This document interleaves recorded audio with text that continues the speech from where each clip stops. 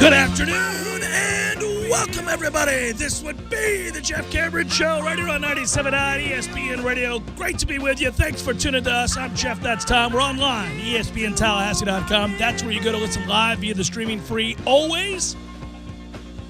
Don't miss anything, but if you do, it's all right.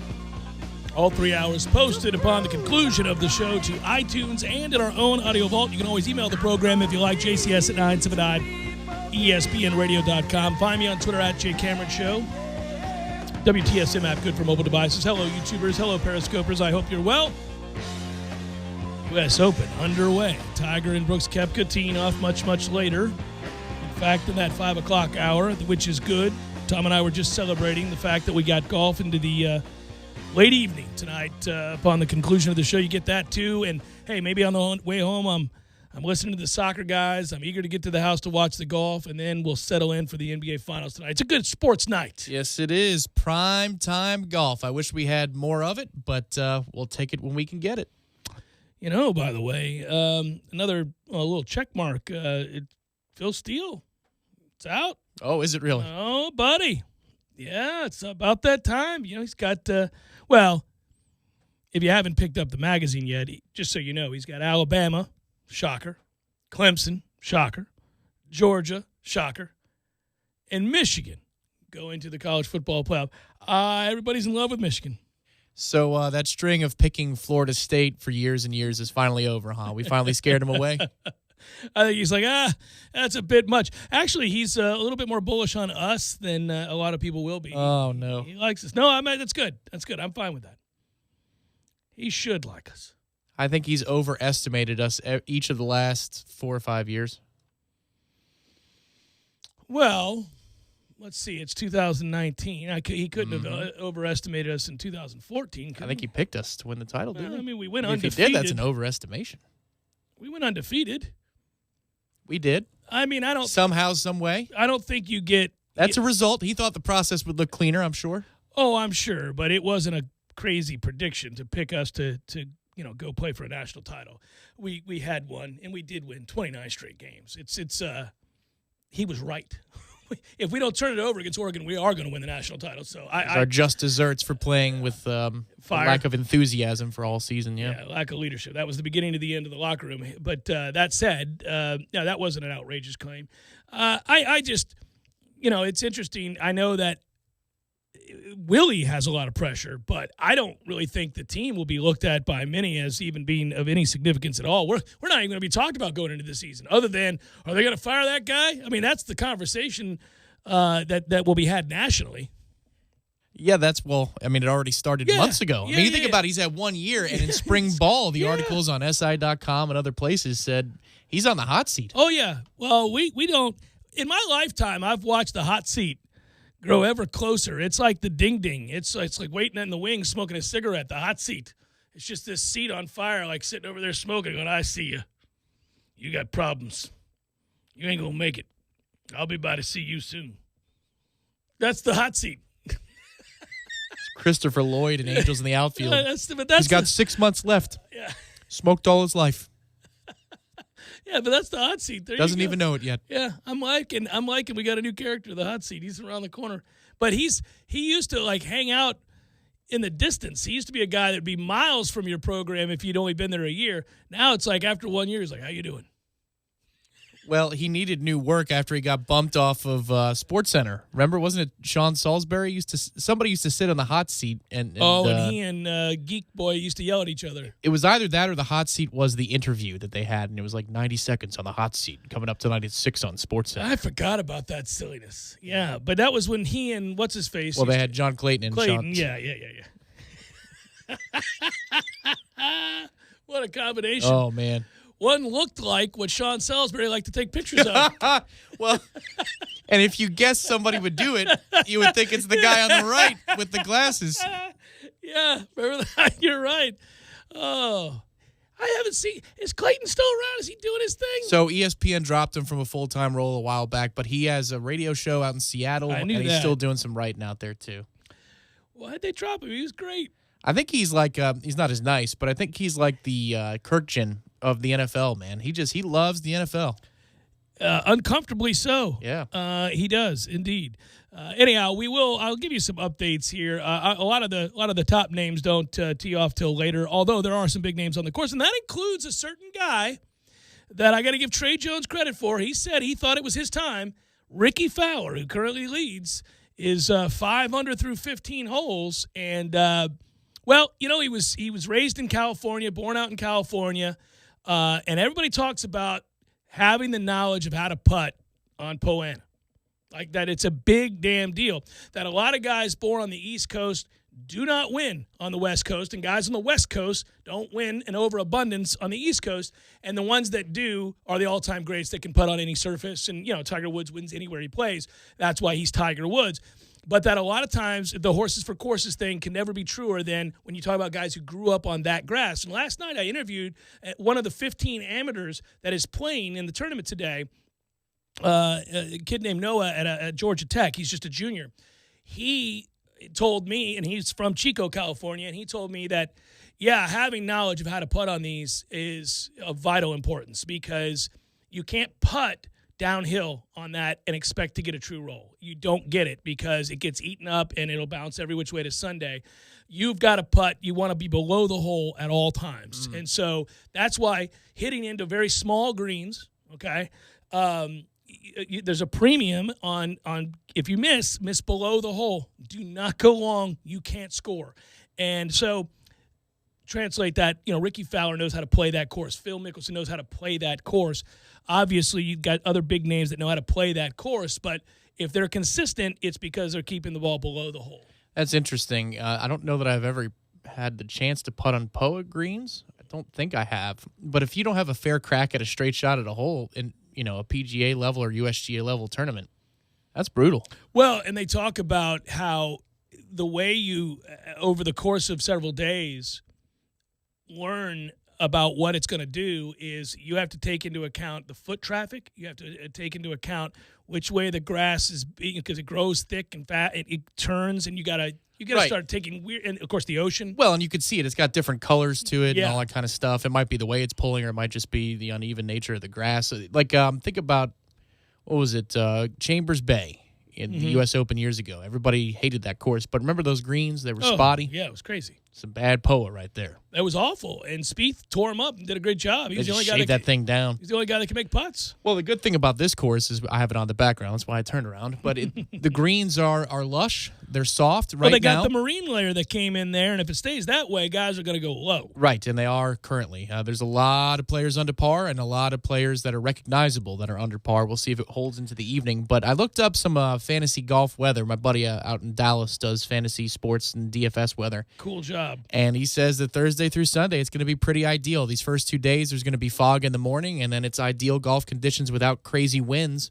At least that's the forecast for now through Sunday. So there could be some low scores. We might have it backwards this year, that the PGA plays like a U.S. Open and the U.S. Open plays like a PGA. We shall see. They don't want to screw it up. The USGA has been under attack for a long time.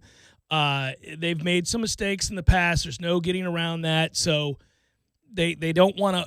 They don't want to make the course impossible, but what they depend on out there is the weather playing a part. The winds, you need the weather to rise up to create difficulty in staying in the fairways, because obviously if you get into that rough, it's hard to play out of that.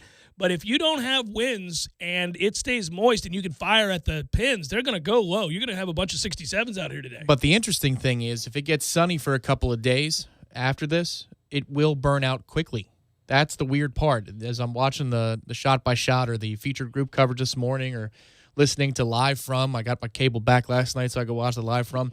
But the investment they're making is for Thursday and Friday, that it will be lush, with the expectation that the weather might turn it into a place with some big hops on the greens or around the greens by the time you get to Sunday afternoon. So this thing will burn out if they get some sun. But if it stays this way and they're entering the afternoon hours over there on the West Coast and it's still gray outside, yeah, man, you could see a lot of 65s and 64s perhaps today and tomorrow. It's exciting, though. I for one, fine. I like the tests, and the U.S. Open is supposed to be that test of every aspect of your game, your mind, your body, your ability to be disciplined, to control your emotions, all that. We know the U.S. Open does that. It's the ultimate challenge in the sport. But I've never cared if guys shoot low. I love low numbers. I like guys showcasing their accuracy, showcasing their ability to go straight at pins. It doesn't bother me if somebody wins at 20 under. It does some people. Probably the USGA wouldn't love that. But that course is so epically beautiful. And you can't control the weather. What are you going to do to that course, right? Other than you have to hope some weather comes in if you want the difficulty ratcheted up. They've already made sure that the rough is penal. But guys are able to stay out of that and take dead aim right now because the greens are receptive.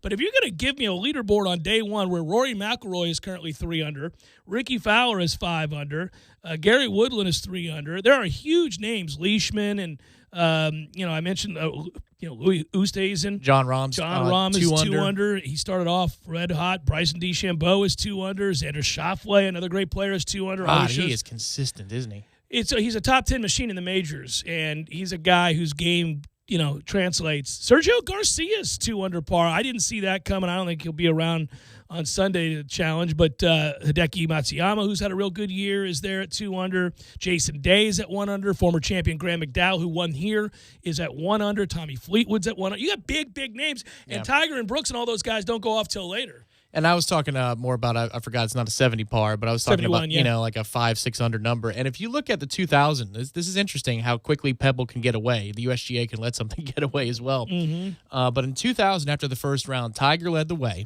which he did when he won majors back in those days after round 1. 6 under par. And the next closest was Miguel Angel Jimenez, so the most interesting man in the world, at 5 under. John Houston was 4. Went and guzzled a bottle of wine and smoked a cigar, went to bed, got up, did it again, and then teed off. Yes, he did. And then you've got tied 4. You got 3 more guys at 3 under, and you got 4 more players at 2 under. But in the second round, there were only 3 players under par heading into the weekend. So it was really easy, and it got hard very quickly. That's the thing about the weather here. It can make the conditions brutal out of nowhere. Yeah, and basically all your birdie holes are early if you go off on the front. But if you start on 10, that's what made Rahm start today so incredible, was that you're not that's the trouble is, you got the dunes of death or whatever they call it. And, he's a guy he birdies 10, 11, and 12 to start the day. That's not supposed to happen. That's where you go to try to hold on to the birdies you accumulated on the front 9. Yeah. So when he did that, I thought, Rahm could go like 7-8 today, but then he gave it back. So, and I'm glad that he did because I want to see. The number one thing with him and the emotions deal is I think it goes both ways because he birdies the first 3 holes and he's smiling ear to ear. I go, that's not it. There's somewhere in the middle. Like you're getting high with the highs. Yeah, Here too comes high with the lows. highs, low with the lows. Disappointments out there would be right now Dustin Johnson at even par and Phil Mickelson at +1, who just birdie go back to even. Go back to even, but still, Phil had he was a couple under early on and then kind of gave some of that back. Listen, at the end of the day, as long as somebody doesn't pull a Brooks Koepka and shoot a 63 today, then it's the cliche. You can't win it today, but you can lose it. So just be in the ballpark, within 4, 5, 6 strokes of the lead after day 1, you'll be okay. You don't want to be sitting there +4 and the leader's at -7. You're done. I think the most intriguing person this week would be Jordan Spieth because he's shown some signs of life. He has. And if the switch flicks on, well, it's going to be low number after low number, and he's going to be a fairways and greens machine, and he's going to let the putter go to work.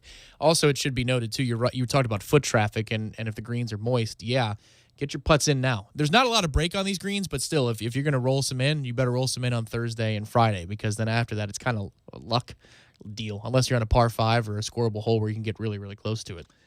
I'm excited. It's a good tournament, fun tournament for everybody to watch. That location, I've stood out there and seen the beauty that is that. I've never played it, but I did go there a couple summers ago, and I was, it's a little bit like the Rose Bowl being the real deal. I was cynical. The same way that I was for you, listen, hearing Keith Jackson and Brent Musburger and everybody prattle on about the Rose Bowl, I was like, a bunch of Pac-12 nonsense. They must put them up in a nice suite to get them to say such nice things. Yeah, and we got out there and we were both like, they were underselling this. This is unreal. We should be here every year. The national championship should be here. And I'm still blown away by that experience, not once but twice. And that was very cool.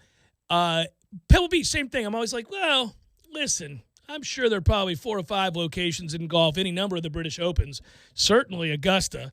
And I was just going on in my head that I thought are way better than this.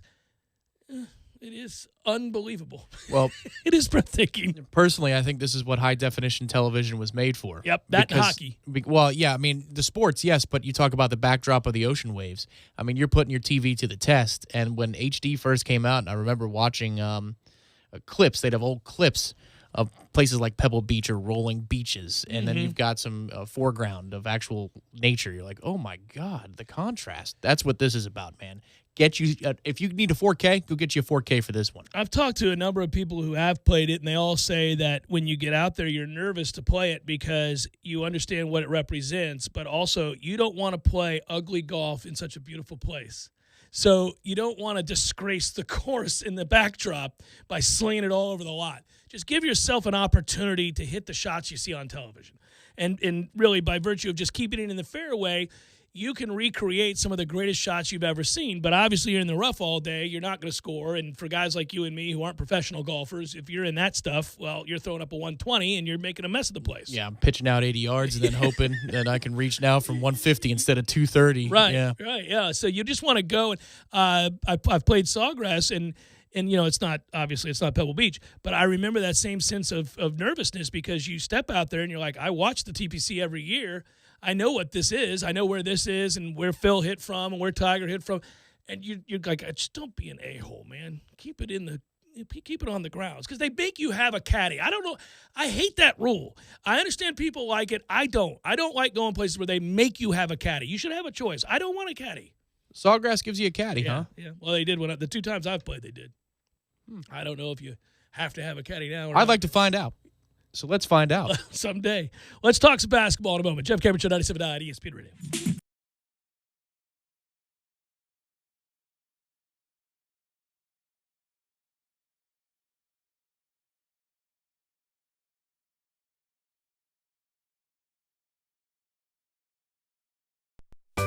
Sorry, boys, I did not have time to pack. We got this. It's right here, guys. We got this. I thought I could handle it. We got this. Moving doesn't have to be a hassle. Call us first at 2 Men on a Truck. No matter the move, home or business, we'll make it a smooth one. I forgot something. We got this. You can't miss it. It's big. It's on the front page. Enter there, and you might win 10 free classes. That's a lot. A lot of classes. I'm telling you, you're going to love it. Go to ESPNTallahassee.com, and again, click on the Jeff Cameron Show / Orange Theory Fitness banner for your chance to win. Good stuff. Do it. Hi, Chris Kraft for Kraft Nissan. Look around. That's right. You see Nissans everywhere. Tallahassee has officially become a Nissan town. The Kraft Nissan town. Why? Because Kraft Nissan has the best pricing, best selection, and the best buying experience in town. And at Kraft Nissan, you get the best value for your dollar. With more standard features, our exclusive and the original lifetime warranty, our easy choice menu that gives you a price and payment in writing, our new For You program that helps people with damaged credit, and every new Altima and Rogue we sell has both special interest rates and rebates. You get both, plus $1,000 over Kelley Blue Book for your trade. Best of all, my people are the best in the business. They will greet you with a smile and a handshake, and they know your time is valuable. My managers are always accessible, and of course, you can always ask for me or my brother Peter. Bottom line, if you need a new or pre-owned car, you need to experience the Kraft Nissan difference. Great people, great product, and great price with the best car buying experience in town. Kraft Nissan on Mahan Drive between Academy Sports and Costco. Remember, if you don't see the Kraft tag on your car, you paid too much, way too much. And we're back with another edition of Spring Cleaning. Today, we want to know how you save energy, water, and money during the warmer season. Caller, you're on the air. What do you do to save energy? With the warmer temperature, I know my AC is working overtime, so I make sure to replace my AC filter once a month. Excellent suggestion. Next caller, you're on the air. Well, the City of Tallahassee recommends that I take advantage of their grants and loans to get more insulation in my attic. That's really going to keep my cooling costs down. These are some great suggestions. There are lots of ways to save. Caller, you're on the air. I reduce energy for water heating by lowering my water heater temperature and installing low-flow shower heads. We have time for one more caller. What do you have for us? I make sure to use my programmable thermostat to regulate the temperature in my home when I'm away. Thank you, caller. That's all the time we have today. The City of Tallahassee Utilities would like to help you save as much energy as you can and save money while you're at it. Visit talgov.com for more information and start saving energy today. Make Edwin Watts Golf the place to shop for dads and grads with their summer savings sale happening now. Score a 50% bonus trade-in on your old clubs towards the purchase of a Titleist TS2 or TS3 driver. And measure your distance with Bushnell GPS and rangefinders and save up to $70. Choose from the Phantom, the Hybrid, or the Tour V4 Shift. Edwin Watts Golf is your place to shop for the hottest golf gear this summer. Edwin Watts, home of the 90-day satisfaction guarantee.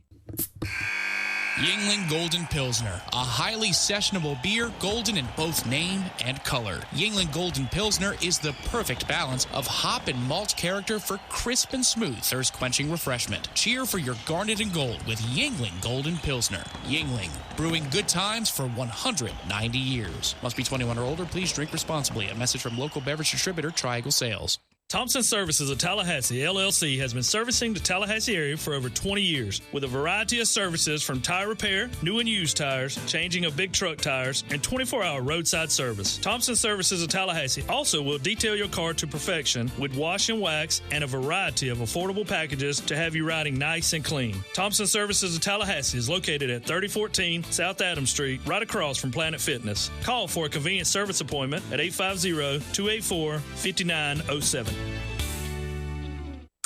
Hendrick. It's the Hendrick Summer Sales Event at Dale Earnhardt Jr. Buick GMC. Save big on over 200 new Buick and GMC cars, trucks, and SUVs. We are professional grade. DaleJr.BuickGMC.com.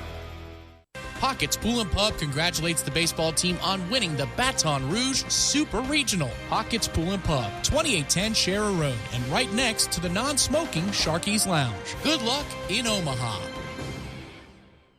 Chuck Oliver here, and Tallahassee, let's talk college football in the South. Join me every weekday at 1 p.m. right here for wall-to-wall coverage of every big program in the region. Whether it's the ACC or SEC, college football is always on our minds. The conversation happens right here on 97.9 ESPN Radio, Tallahassee Sports Monster. This is the Jeff Cameron Show. Jeff Cameron Show on 97.9 ESPN Radio.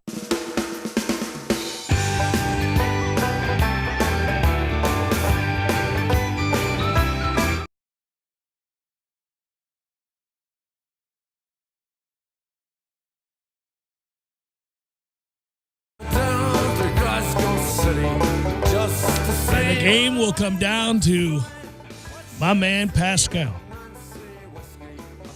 Does he score 20 or more? If the answer is yes, Toronto is your world champion. If the answer is no, Game 7 coming up. That's what the statistics have revealed in this tournament. Now the statistics can deviate. We know that these are real people. So we'll see. Somebody else could rise up and go nuts and offset Siakam's lack of scoring for a given night. For example, Van Vliet has done that. Lowry's done that. Green has done that. Obviously, the one guy that you're always going to count on to show up big is Kawhi Leonard, and he's been the best player in the series. But those other guys are kind of hit and miss. It's cool on the one hand. You got a bunch of guys that can really have big nights, and you never know when it's coming. We talked about that all the way back in the Milwaukee series. Like, okay, so I'm going to get Kawhi to play well, and okay, got it, given. That's where those superstars really come in handy. I've got this guy over here. He's going to play well. Good. All right, now, you four slappies, one of you got to step up. You like Coach Cameron's talk here? Yes. Yeah. Kawhi, you're good. You can go take it. Go take a rest. You're good. You got it. You've earned that. You don't have to hear me. The rest of you slap, you know what's. Get over here. Which one of you inconsistent dudes are going to step up tonight? I got a slappy over here, a slappy over there. Yeah, so, I don't know. It's funny that way, but on the other hand, you could really compliment him and say, man, do I have a bunch of guys that could just go off? Like, I got guys that it's not shocking if Lowry scores 26. It's not shocking if Green scores 20 and hits a bunch of three-pointers. It's not shocking if Van Vliet has a good game. It's not shocking when Pascal has a good game. It's not, so that's kind of the fun thing about that Toronto team that's been revealed in the postseason is that, boy, they got a whole bunch of guys that can score. Like we talk about all these teams and how they're put together, but very few teams have more than, 4 guys that can score. Toronto does. Yes, and they've proven that they can take a night to themselves, or for themselves. Yeah. They're not dependent upon somebody else starting hot, and so therefore they will follow. They can be their own leaders on a given night. I mean, Siakam's had some games for the ages this postseason. For me, Van Vliet is the guy I circle for tonight. I don't know why. I just feel like he's good for at least 6 3-pointers, maybe a couple of more. And if he does that, I mean, that's something that takes the air out of the building. It's like what Quinn Cook has done for the Warriors They might need him tonight. Well, they will need him tonight because they're thin. When they're on the court together, the only problem is they're real small. Because when you go with Clay, Steph, and Cook is also on the floor, that lineup gets real small in a hurry. That's what old Wendy was saying in the Sports Center, is they can't put a lineup together that's both good offensively and defensively. Right. They can do one or the other, Right. but they can't have both at the same time. I got to commend old Wendy. He's become pretty good, man. He has. He's become, as opposed to just being LeBron's do-boy, he's gone on to do some good things. Good for him. He took advantage of a great opportunity. I mean that sincerely. What? It sounds like there's a left-handed something coming, you man. think something's coming? I know you do, but I legitimately think old Windhorse has become pretty solid at what he does. It'd be like if you gave Tennessee football a compliment. I'm just like, mm-hmm. What was the stat that came out the other day about Tennessee football that I told you we were in the car, or I might have mentioned that they're 0 for the scores against top 25 opponents? Oh, I'm sure you're an encyclopedia for this. I don't remember I'm this. going to go find this out during the break because I don't want to misstate it. It's unbelievable. I mean, like the average score. I might undersell it, people. The average score, Tennessee football against top 20 opponents in the last a decade. It's something. It's just it'll make you hit the woo. It's like 45-10. I mean, they get their ass hammered every time they play anybody who's any good. It was like us last year against anybody that's any good at all. Here comes a beatdown. Here comes a legendary beatdown. So we had a Tennessee year last year. Is that what? Yeah, we had it. Yeah, say? we were Tennessee in a nutshell. But that was them over the last 20 years. This is.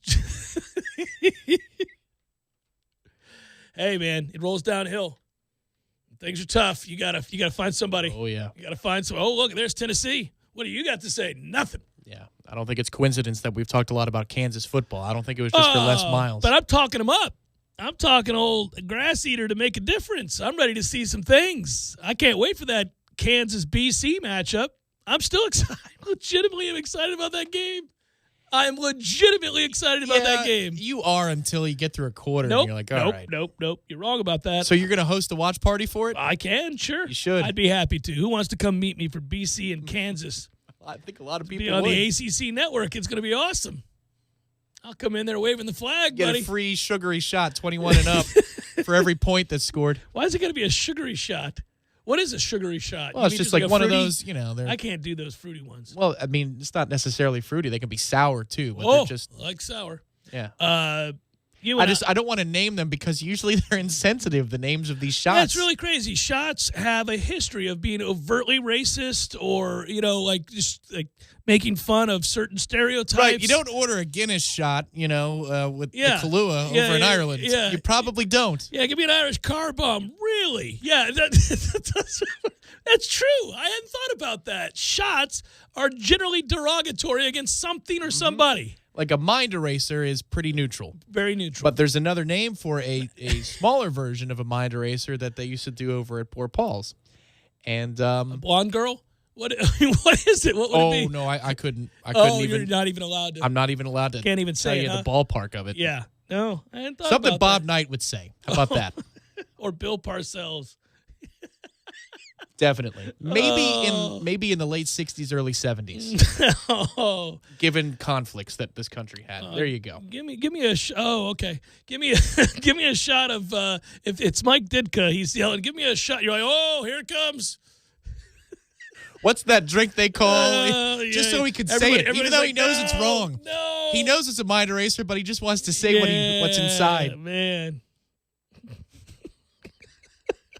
Micah Adams tweeted out that our aforementioned Siakam, before we were diverted to football, is 0 for 12 from 3 over the last 4 games, 0 for 10 from the corners.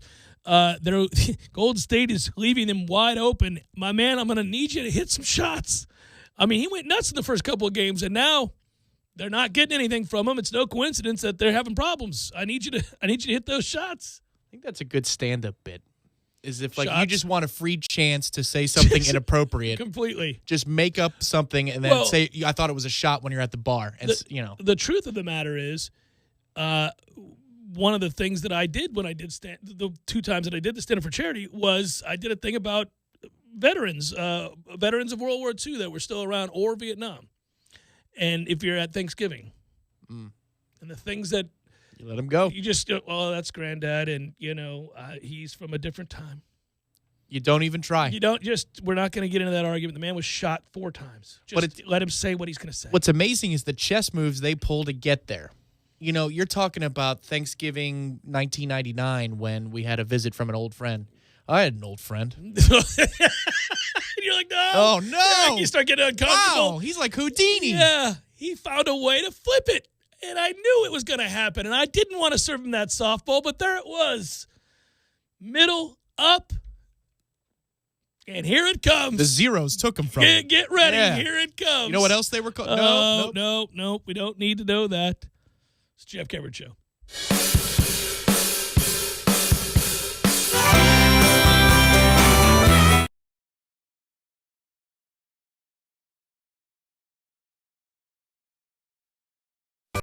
Sorry, boys, I did not have time to pack. We got this. It's right here, guys. We got this. I thought I could handle it. We got this. Moving doesn't have to be a hassle. Call us first at 2 Men and a Truck. No matter the move, home or business, we'll make it a smooth one. I forgot something. We got this. 2 Men and a Truck Tallahassee provides professional home and business move services, both locally and long distance. For your next move, visit 2men.com or call them at 850-224-2232. 2 Men and a Truck, the movers who care. I'm traveling a lot, always have a craving for Whataburger. I had to make a connection in Houston, had about an hour. Whataburger just opened at Terminal B. Boom, I need to have a patty melt. The creamy pepper sauce, Monterey Jack cheese, bread's toasted. Grabbed my patty melt, started rushing it back. By the time I got there, the lady was just closing the door. She sees my bag. She goes, sorry, but if you give me your Whataburger, I'll let you on the plane. And I told her, book me on to the next flight. And I was late for work, but it was worth every bite. I don't think anything tops a patty melt at Whataburger. Are you looking for a trucking company you can work with till retirement? If so, join the Early Trucking family that has been trucking for over 25 years. ETC is now hiring regional dry van drivers. ETC is now hiring drivers for regional milk tanker routes. Benefits include working with new equipment, a $65,000 average salary, paid time off and sick leave, several drop and hook locations, and a 6 days on, 2 days off schedule that runs mostly in the Southeast. ETC offers a benefit package that's second to none, including 401k, Blue Cross Blue Shield Health, vision and dental insurance, and a $25,000 life insurance policy while employed. Go to earlytruckingcompany.com to fill out an application. Help ETC keep agriculture in motion. If Baby could talk, she'd say a lot. You'd know what she's thinking and what makes her happy. But unfortunately, Baby can't talk or remind you. You're the one taking her to daycare today, and she won't speak up if you drive straight to work like any other day and never think to look in the backseat. Every year, dozens of kids die from heat stroke in cars. No one is perfect, so set a reminder and always look before you lock. Where's Baby? Paid for by NHTSA.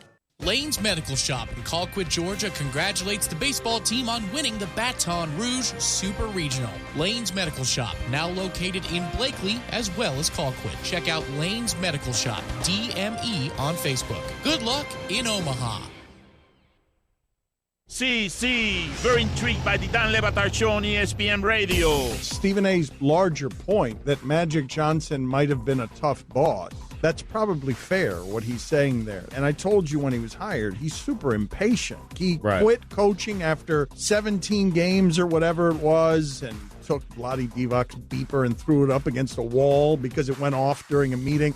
It's a great sentence. I use it way too much, but it's only because I want everyone to picture Magic Johnson, 5'11", is the coach. Vlade Divac, he's in a cloud of cigarette smoke in the locker room, and there are no cell phones. He's checking his beepers because he's hearing from people all over the world, and Magic Johnson takes the beeper because it was interrupting what I'm sure were some profound, deep thoughts that were going to change basketball, and throws it against the wall and makes it shatter. The Dan Le Batard Show, weekdays at 10 a.m. on 97.9 ESPN Radio. ESPN Radio Sports Center. I'm Doug Brown. The Raptors came close to their first NBA title in Game 5 until the Warriors ripped it away with a 9-2 run down the stretch. Can Golden State keep their edge tonight in Game 6, even after losing Kevin Durant again?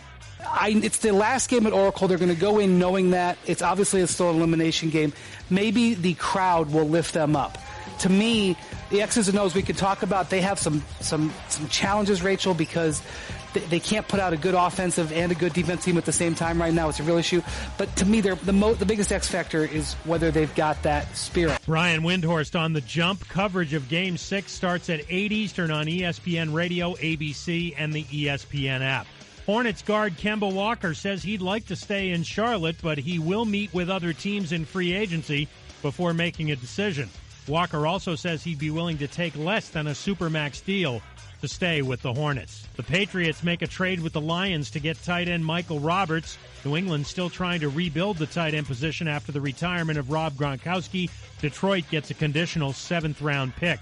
At the Women's World Cup today, Australia comes back from 2 goals down to beat Brazil 3-2. China plays South Africa later. Santa Anita Park will now have new safety procedures in place to protect horses at the track. 29 have died in less than 6 months. Broadcasting live from the Tallahassee Dodge, Chrysler, Jeep, Ram, Fiat studios in the capital city of Tallahassee. This is the Jeff Cameron Show, brought to you by Cornerstone Tool and Fastener on 97.9 ESPN Radio.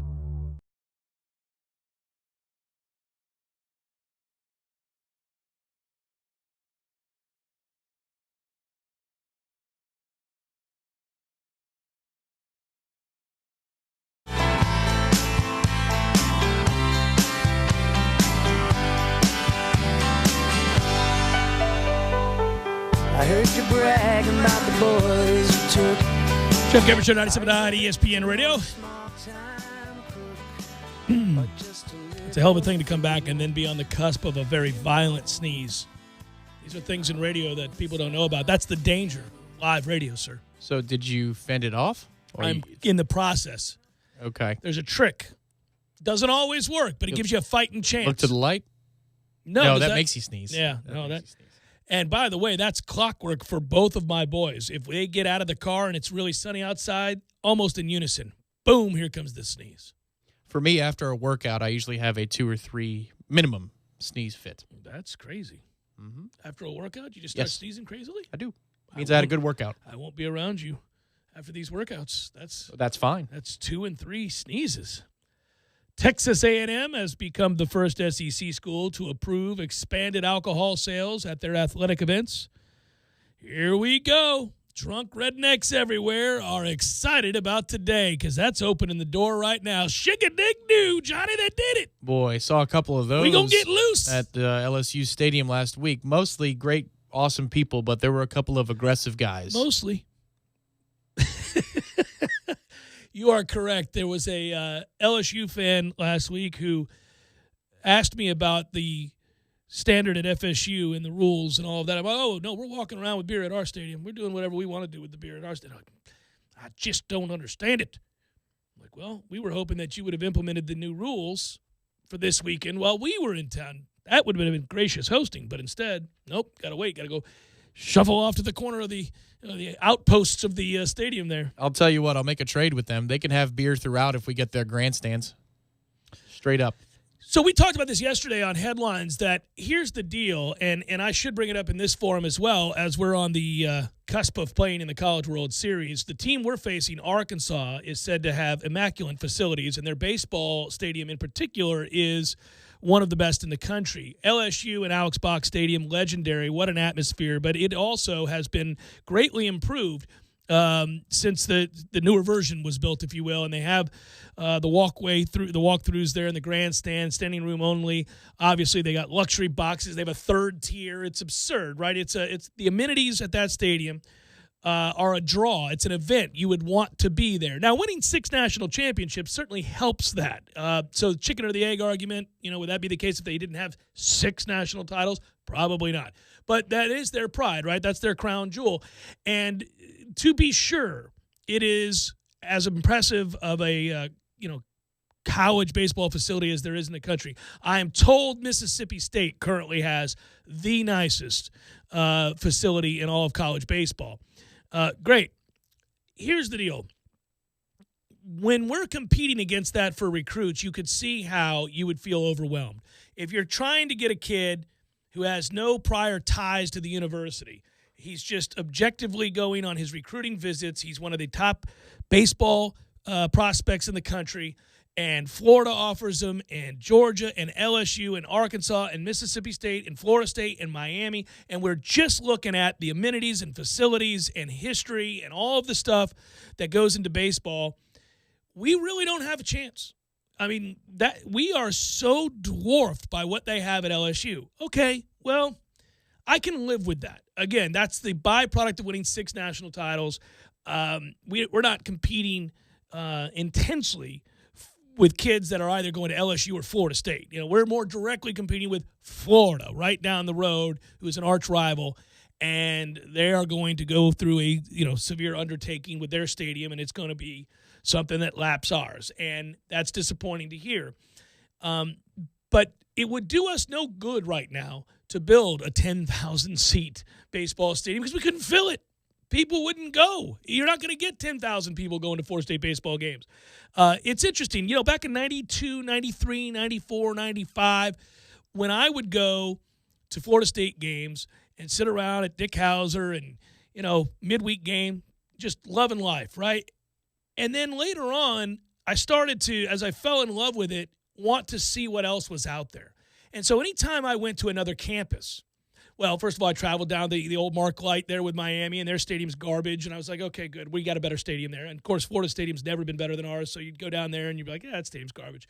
And then you'd go to these other places. I remember being out at Washington, University of, and I always wondered, what's it like in the Pac-12? That stadium was a high school stadium. It was garbage. Pretty backdrop, and I've heard they've since changed it, but there was nothing to it. I mean, literally nothing to it. So every place I would see or visit, Florida State had an element not only of real charm, of old-feeling baseball to it that was, and then they were expanding, and you thought, man, 6,000 seats, we're the elite facility when it comes to college baseball. Fast forward to where we are right now. And there are multiple programs in the ACC. Most of the programs, I would argue, in the ACC. And the ACC have better facilities for baseball than Florida State does. And if you're going to look over in the SEC, where the money is overflowing, you'll find 6 to 7 bare minimum that have facilities that dwarf Florida State's. And so, okay, if you're not going to get down with my idea to rip that thing down and build something anew over there on the intramural fields where you could go to the bars and walk across the street and watch some baseball, which is what I'd like to do, then fine. But at least seriously upgrade the dilapidated, old, crusty, sorry-looking innards of Dick Hauser Stadium. From the outside, I still think it has a charm. I think it's nice to look at from afar. But when you go inside that place and you get down underneath, and certainly if you go into those locker rooms and you see that facility from the inner workings, you realize that we're really working at a deficit. I mean, you're bringing recruits to a place like that, and then they go look at these myriad of stadiums I just laid out there, even within this conference, and they're saying, yeah, Florida State's got great tradition. That's about all. And that's troublesome because we're not in a position to do anything about it. Well, I'd rather they fix the player end of stuff first and the coaching end, so that kids can be toured and wined and dined and they see the facilities. And, it's kind of like when the basketball locker room was overhauled. Is it everything? No, but it's a start, and it's a big-time start. You don't bring somebody in and feel a sense of shame. Yeah. You're not embarrassed to bring somebody into those locker rooms with the basketball program. Well, and I think one of the plans is to extend, of course, the grandstands out down the baselines. I think we're doing one half first and the other. I mean, if you do that for, chair back seating, that's at least a good first step. But I'd rather, let's just say that you had, for argument's sake, $100, right? And that $100 goes a long way. I'd want 80 of those $100 to go to the behind-the-scenes stuff that fans will never see. Yeah. Because we just got the scoreboard. So let's take care of the facilities, the batting cages, the pitching machines, the track mans. All the stuff that you need, yeah. All the stuff that a player would need to say yes. And then we'll worry about the grandstands. They'll hold up for a couple more years. They just put fans above them. There you go. You got fans blowing. They didn't have those in LSU. No. Could have used them. Could have used the fans. Had we been, residents of Baton Rouge, you and I most assuredly would have been sitting in one of the luxury boxes. But yes. We're not. So we wouldn't have to worry about it. If I had known those existed, I may have looked on StubHub for them. I agree with you. Those were unbelievable. I kept turning my head and looking back up there. Look at those things. Those people look very comfortable. They look exceedingly comfortable compared to me right now in this heat. Look at that guy. He couldn't be happier. That's what I kept thinking. And then I'd look back at the field and go, okay, well, we've got a good game here. 2-1. Look at how comfortable that guy is. Good God, that guy. He's got it made. They did. And you don't see that at college baseball stadiums. That's nuts. Hey, guys laying back, lap of luxury. You don't. It looks like the basketball suite setup here. And I thought, man, I know about those basketball suites. We know about that life. It's a little bit different. It's a little bit better. So the Vista. Yeah, and we got that outdoor suite thing. Maybe they need to close those up, into little indoor suites and sell them off individually. I'm with you on that. I think you do. I think you need to close those out. At least give an air of regality of some sort. Sort of like, well, I've got it better than you. Or underneath in that room, behind the home plate. The mystery room that we always. Yeah. If you make that say an 8 to 12 person suite that you can host events there for boosters or whatever. Based upon a certain donation to the baseball club, of course. Well, to put a ribbon on that conversation about what Florida State's up against now and how they've been lapped in a lot of areas when it comes to facilities for baseball. And again, we're not pouring money into baseball. We're not pouring money into anything right now save for football just to be sure that it can find a way to compete and get back to where it needs to be so that the rest of the money will come in riding that football train. The ability to create more revenue streams and of coaches to fundraise and do a good job on their own. This is now part of the job title. Lonnie Alameda does this better than most. Trey Jones, and I've watched this firsthand, is as good as there is in raising money for his program. He goes out and gets it, and he is willing to fly all over the country to see former Florida State alumni, boosters, guys that have gone on to be doctors, whatever they are, that love golf. Hey, I'll play around a golf with you at a really nice course on me, and you raise money. When I went out to Augusta National with Trey, a big part of that was to meet major donors, give them badges, let them walk the course with Trey. Let them meet you, of course. It certainly didn't hurt. You got Tom. dangled out there. I did. I got dangled out there, Tom. But some handshakes, some good wine, good food, nice place to stay. Hey, we're at Augusta National, and you can bet that it was Trey asking for money. I mean, and there's nothing wrong with that. That's how it's done. You wine and dine people, and you expect a check at the end. Next thing you know, Jack's cutting a $20 million check. Well, Jack's certainly here, redesigning the course, and they're making huge progress on that right now. But the point is, a lot of these coaches, especially in the Olympic sports, have known this is the way you've got to operate. You can't rely on whether or not football is going to have excess money coming in because they're kicking ass, because that's up and down. You don't know that unless you're at Alabama right now. You really don't know that you can rely on that extra income. So go get it yourself. Go get it in the coffers yourself. And I believe that is certainly part of the interview that has gone on for the Florida State head coaching job for baseball. And I know in speaking with Mike Martin Jr., he's got a lot of ideas about how to create new revenue streams.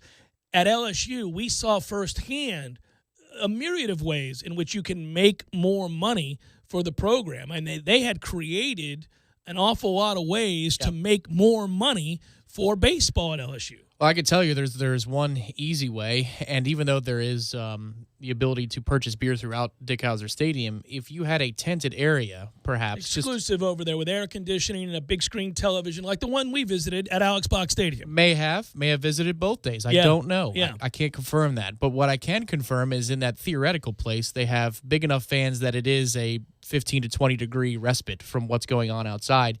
And that place would be lined up, out the door for the middle innings of the game. People would retreat and go back to their seats and then come back again.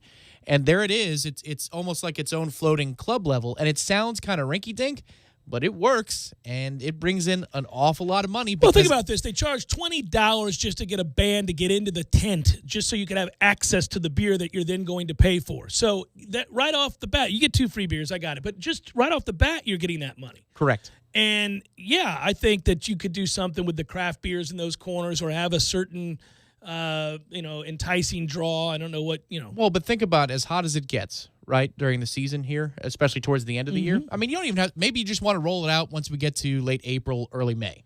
And so save some money that if you don't want, the startup fee. But I think people would go there. A family member would go there for a couple innings. Let's just say that you have a group of 4 people, and one person kind of cares about baseball, kind of doesn't. The other 3 do. All right, I'll see you guys in a few innings. Yeah. $20, another round or 2. Somebody else visits, comes in. Mm-hmm. There's a lot of money to be made in there, more than just going to like the popcorn stand beer vendor. I don't disagree. And we saw examples of that throughout that stadium and surrounding that stadium. Now, again, that is their pride and joy. They've got 6 national titles. They've got a cathedral basically built to their successes, in particular Skip Bertman's successes in the 90s, where they won 5 out of 9 years. Little food trucks outside of the stadium, too. And there's plenty of room out there outside of Howser to do that. Yeah, you could. There are ways to open it up. And I know that all of the coaches that have interviewed, not just Mike Martin Jr., but all of the coaches that have interviewed, a big part of sitting down and doing that interview isn't just your philosophy in baseball and recruiting and the camps and those things, but also what are you going to do to bring in more money? That's a big part of the ask. Well, I think, and this goes back to as somebody who's often mentioned on this program, Matt Britton, your good friend, a mutual friend of ours. He would go on trips around Major League Baseball to the other parks to see what is it that you do that we could bring home and make better about our experience. That's a worthwhile mission. Oh, it is, and I'd be happy to undertake that mission for people. Go catch some baseball around the country? Baseball around the country and come back and tell you what I found. Yeah, no, I was envious. Britain was flown all over the country when they were opening up the Marlins Stadium to get an idea of what works, what doesn't, what's really unique, what's cool, what's something we could utilize down here. But would you want to travel through the SEC footprint? It's a lot of driving. You're not exactly flying from airport to airport. Yeah, I'd do it. You pay me well enough, I'll do it. Let's go. You going to pay me to watch baseball? We could call it the College Baseball Road Show Series. We'll film it. We'll have a good time. That'd be NC-17. We'd have I'm kidding. Not for the reasons that people are suspecting. No, just get a little loose. Have a good time at these ballparks. It'd be a lot of fun. Hour number 2, forthcoming. Stay with.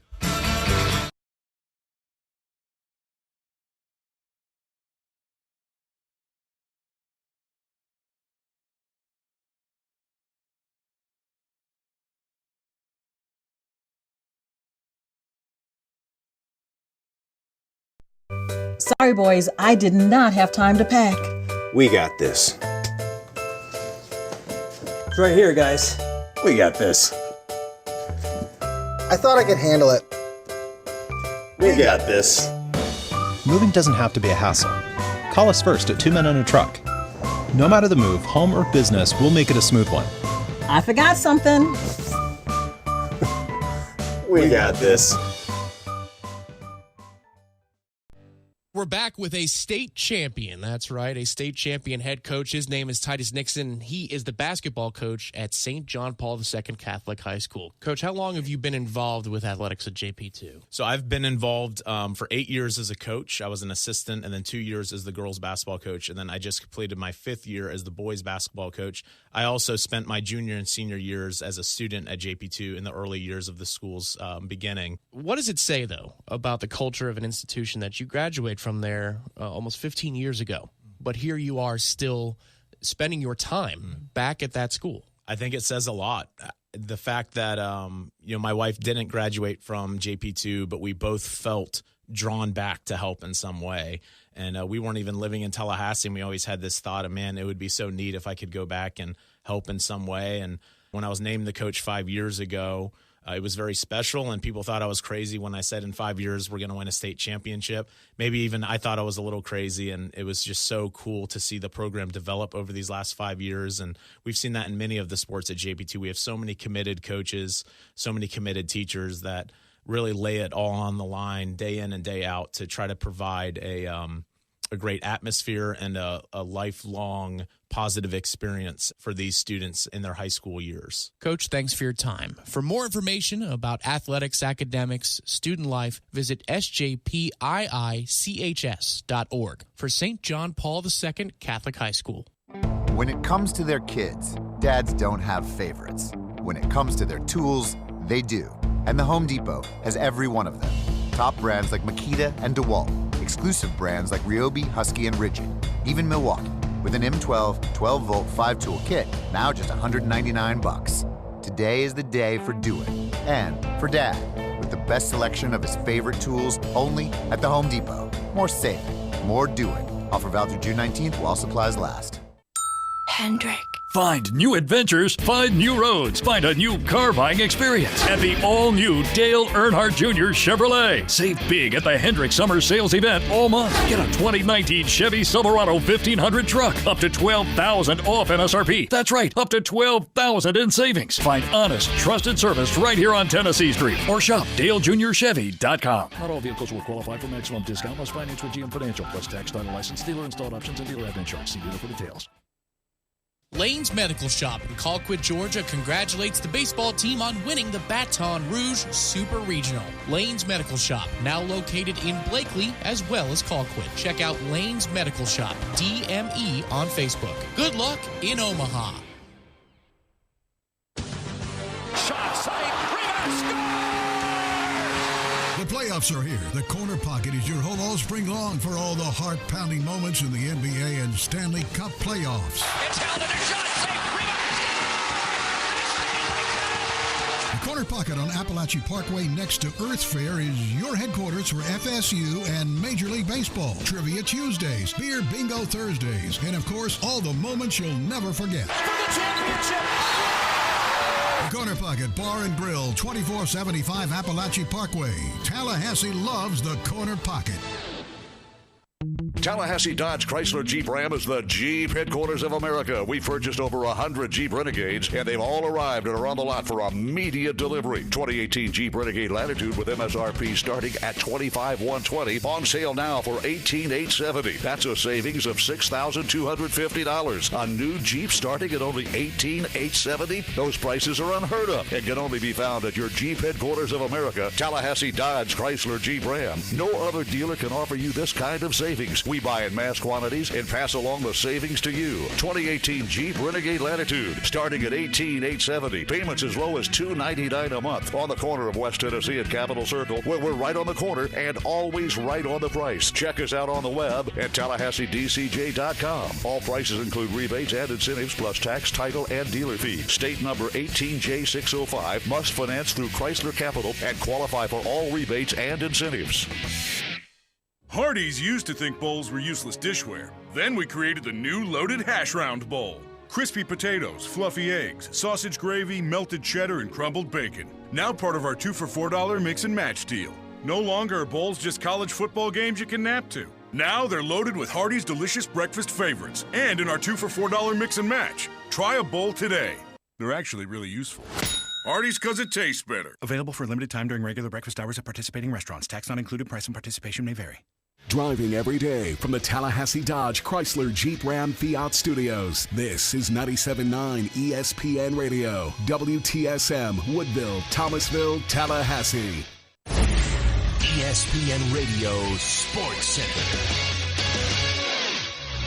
I'm Doug Brown. The Raptors came close to their first NBA title in Game 5 until the Warriors ripped it away with a 9-2 run down the stretch. Can Golden State keep their edge tonight in Game 6, even after losing Kevin Durant again? It's the last game at Oracle. They're going to go in knowing that it's obviously still an elimination game. Maybe the crowd will lift them up. To me, the X's and O's we could talk about. They have some challenges, Rachel, because they can't put out a good offensive and a good defense team at the same time right now. It's a real issue. But to me, the biggest X factor is whether they've got that spirit. Brian Windhorst on the Jump. Coverage of Game 6 starts at 8 Eastern on ESPN Radio, ABC, and the ESPN app. Hornets guard Kemba Walker says he'd like to stay in Charlotte, but he will meet with other teams in free agency before making a decision. Walker also says he'd be willing to take less than a Supermax deal to stay with the Hornets. The Patriots make a trade with the Lions to get tight end Michael Roberts. New England still trying to rebuild the tight end position after the retirement of Rob Gronkowski. Detroit gets a conditional 7th-round pick. At the Women's World Cup today, Australia comes back from 2 goals down to beat Brazil 3-2. China plays South Africa later. Santa Anita Park will now have new safety procedures in place to protect horses at the track. 29 have died in less than 6 months. Broadcasting live from the Tallahassee Dodge, Chrysler, Jeep, Ram, Fiat studios in the capital city of Tallahassee. This is the Jeff Cameron Show, brought to you by Cornerstone Tool and Fastener on 97.9 ESPN Radio.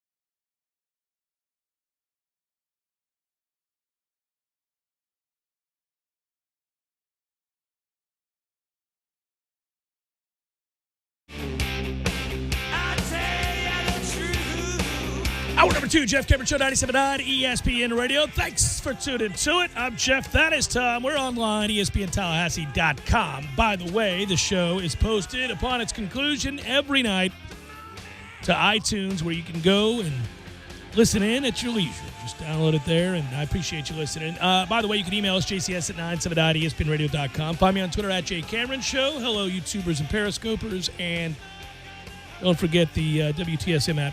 Good for all your mobile devices.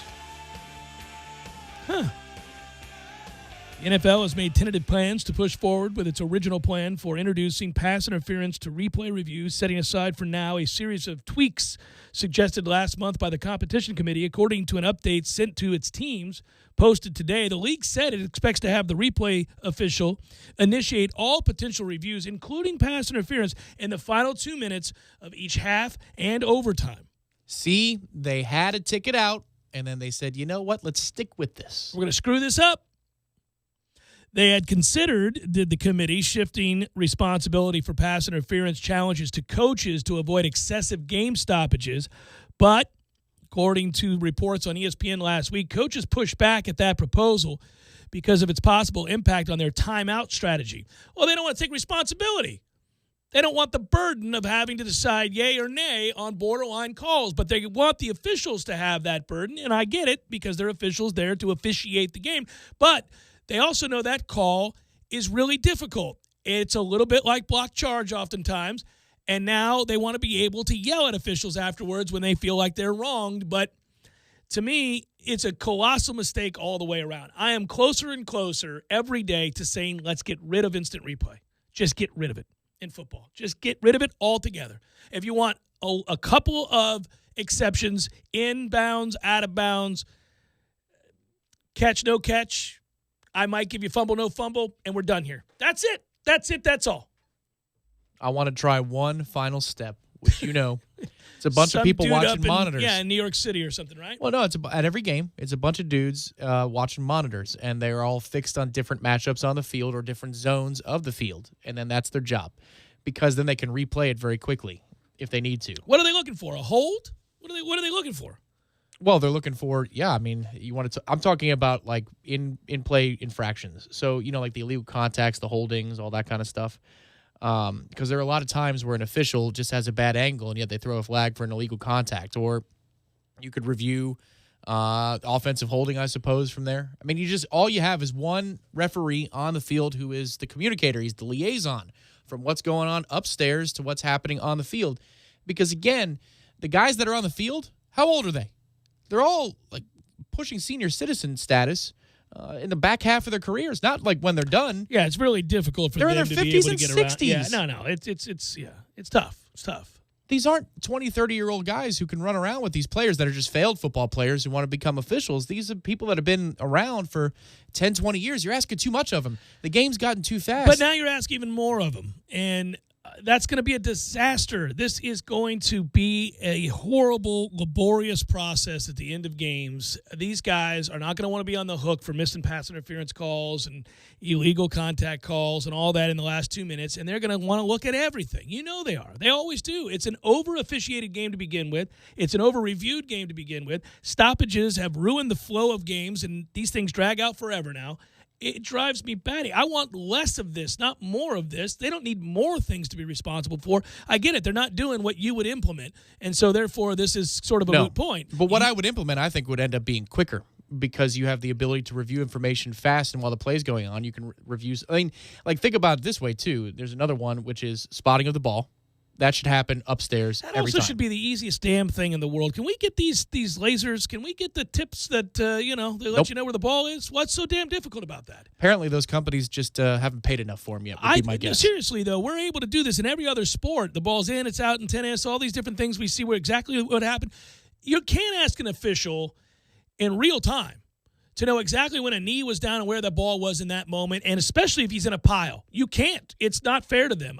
Nobody can do that accurately 100% of the time. Or even, I would argue, they don't get it right 80% of the time. I mean, it's arbitrary. You could sell that to the hilt the way they sell the Microsoft Surface tablets that they used to, and you could say that all ball spotting technology is brought to you by John Deere, the precision mower trimmer, and you've just made millions of dollars to get the spot better than you've been doing the entire time the last history of the game. And by the way, that is oftentimes a determiner. I mean, that spotting of the ball by a 62-year-old senile dude running out there thinking it's on the 7. Who's 100 feet away. Yeah, that's nuts.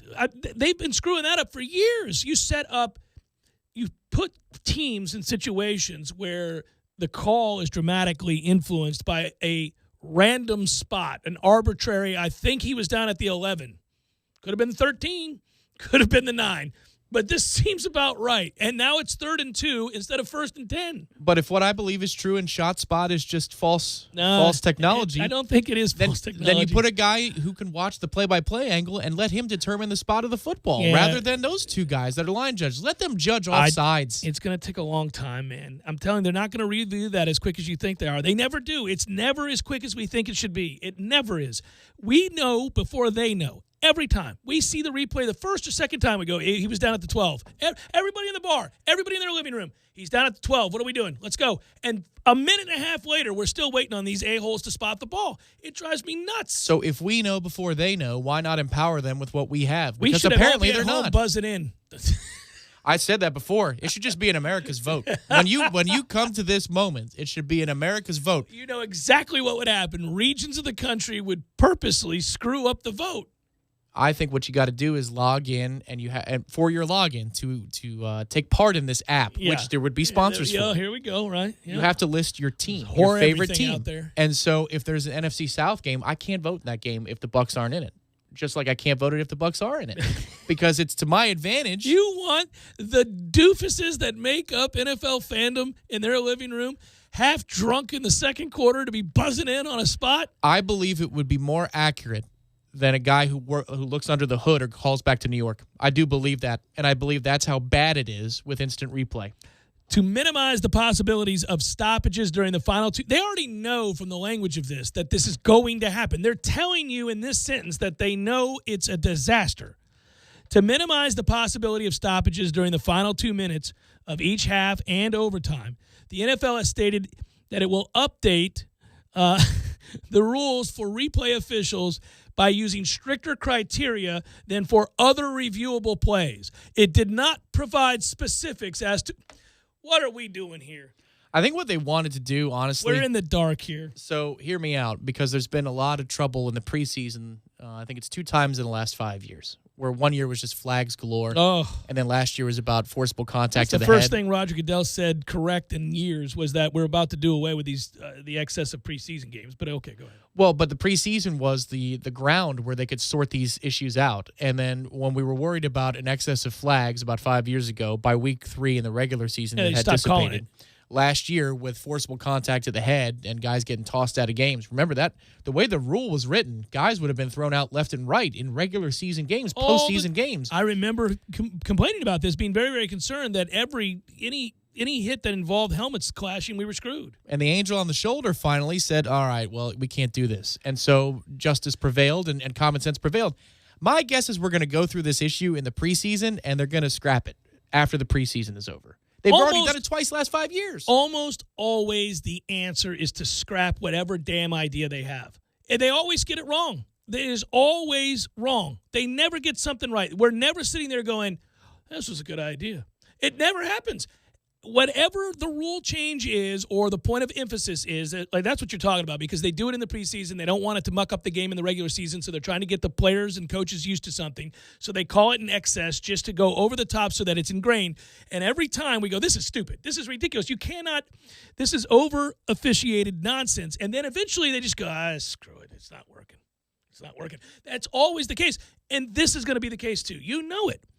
I think they're still going to keep some form of pass interference review, which is the kind that we want. In the end, we're going to get what we want, which is if New Orleans and Los Angeles happens again, they get a first down. We're going to somehow retroactively award them a first down.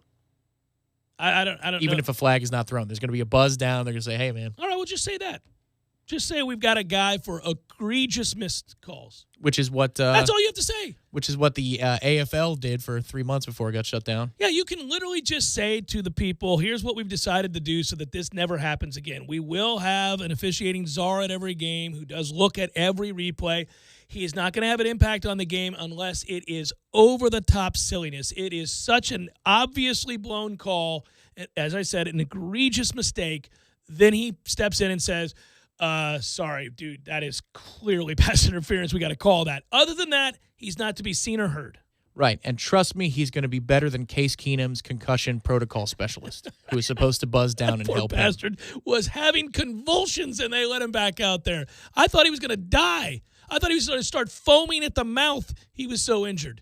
Meanwhile, that guy's just munching on some popcorn. Yeah, he's like, doo-doo-doo. Talking it up with the sports information director. I just don't think it's hard. I never understand. Listen, I get that some of the things that I say should be easy. It's a little bit more sophisticated in its implementation than I give it credit for. I understand that. But replay, they've never gotten this right, and it's just merely looking at the play again. It shouldn't be so difficult. And I would minimize the number of things you can look at.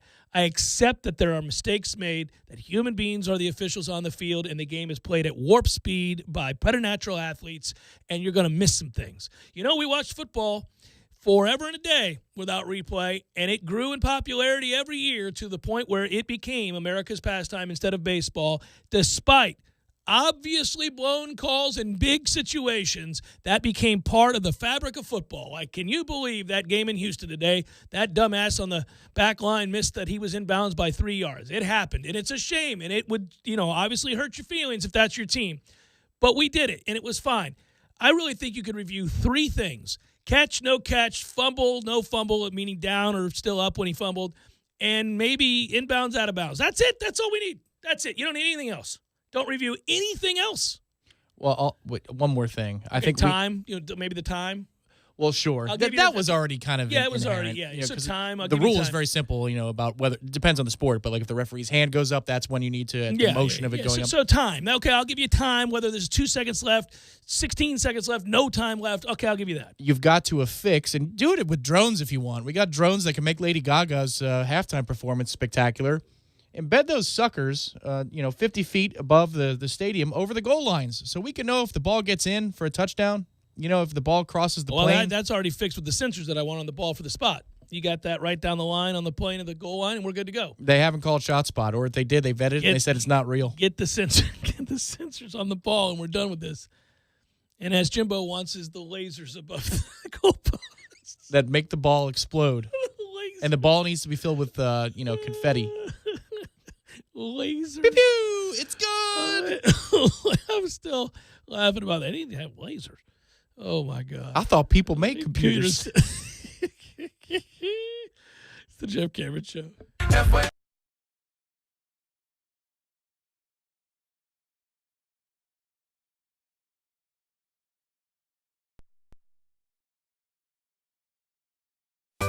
Sorry, boys, I did not have time to pack. We got this. It's right here, guys. We got this. I thought I could handle it. We got this. Moving doesn't have to be a hassle. Call us first at 2 Men and a Truck. No matter the move, home or business, we'll make it a smooth one. I forgot something. We got this. Tally's best wings again in 2018. Hobbit offers Bingo Mondays, happy hour all day Fridays with craft beers on tap from all the local breweries. And the Hobbit is your home for all the UFC fights with plenty of high-def TVs for everyone. Be on the lookout for the food truck coming soon with the best lip-smacking wings in town. Hobbit American Grill, celebrating 40 years of serving great food to great friends for good times. For info on their hours and 3 locations, visit them online at myhobbitonline.com. Cigars of Tally is your one-stop shop for everything cigars. With 2 convenient locations, Cigars of Tally is here to serve you. The 1401 Market Street location is right off I-10 and great for travelers and after-work stops. The Midtown location, Cigars of Tally Lounge and Bar at 926 North Monroe Street, is great for those winding down from a long day. With the largest humidor in town, affordable cigar lockers, a large covered patio, and private conference rooms, there's something for everyone to enjoy. Cigars of Tally, open 7 days a week. Need cigars? Get your ash in here. Pockets Pool and Pub congratulates the baseball team on winning the Baton Rouge Super Regional. Pockets Pool and Pub, 2810 Scherer Road, and right next to the non-smoking Sharky's Lounge. Good luck in Omaha. Thursdays are Friday Eve, and that's a reason to celebrate. No matter what you're looking for, they've got you covered every Thursday down in College Town. Centrale offers 50% off select pizzas all day, every Thursday. Or you can stop by Township for Taco Thursday. $2 house tacos, $2. Madison Social offers the Social Agreement. You and a buddy can split 1 order of wings, 2 Madso burgers, 2 bourbons, 2 proof Madison Socials, all for just $40. See what they did there? And don't worry about parking. Plenty of spaces available in the parking deck or surrounding lots. Check out all the Thursday College Town deals right now on ThursdaysInCollegetown.com. Make Edwin Watts Golf the place to shop for dads and grads with their summer savings sale happening now. Score a 50% bonus trade-in on your old clubs towards the purchase of a Titleist TS2 or TS3 driver. And measure your distance with Bushnell GPS and rangefinders and save up to $70. Choose from the Phantom, the Hybrid, or the Tour V4 Shift. Edwin Watts Golf is your place to shop for the hottest golf gear this summer. Edwin Watts, home of the 90-day satisfaction guarantee. Oh, what a cool promotion. Listen up, my friends. If you're a local resident or student here for school, I want you to head over to our website, ESPNTallahassee.com. You see, my good friends at Orange Theory Fitness are offering you a chance to win 10 free classes at either one of their Tallahassee locations. That's 10 free classes. As I like to say, that's doing some things. All you got to do is go to ESPNTallahassee.com and click on the Jeff Cameron Show / Orange Theory Fitness banner to enter. You can't miss it. It's big. It's on the front page. Enter there, and you might win 10 free classes. That's a lot of classes. I'm telling you, you're going to love it. Go to ESPNTallahassee.com, and again, click on the Jeff Cameron Show / Orange Theory Fitness banner for your chance to win. Good stuff. Do it. Hendrick. We're celebrating the Hendrick Summer Sales Event at Dale Earnhardt Jr. Buick GMC with huge savings on the hottest models, like the 2019 GMC Sierra 1500 truck, up to $12,000 off MSRP. Over 71 to choose from, just in time for summer. We are professional grade. Come see us on Capitol Circle Northeast under the giant American flag, or visit DaleJuniorGMC.com. Not all vehicles will qualify for maximum discount. Must finance with GM Financial. Plus tax, title, license, dealer installed options, and dealer admin charge. See dealer for details. See. Very intrigued by the Dan Le Batard Show on ESPN Radio. Stephen A's larger point that Magic Johnson might have been a tough boss. That's probably fair, what he's saying there. And I told you when he was hired, he's super impatient. He quit coaching after 17 games or whatever it was and took Vlade Divac's beeper and threw it up against a wall because it went off during a meeting. It's a great sentence. I use it way too much, but it's only because I want everyone to picture Magic Johnson, 5'11", is the coach. Vlade Divac, he's in a cloud of cigarette smoke in the locker room, and there are no cell phones. He's checking his beepers because he's hearing from people all over the world, and Magic Johnson takes the beeper because it was interrupting what I'm sure were some profound, deep thoughts that were going to change basketball, and throws it against the wall and makes it shatter. The Dan Le Batard Show, weekdays at 10 a.m. on 97.9 ESPN Radio. You're listening to The Jeff Cameron Show on 97.9 ESPN Radio.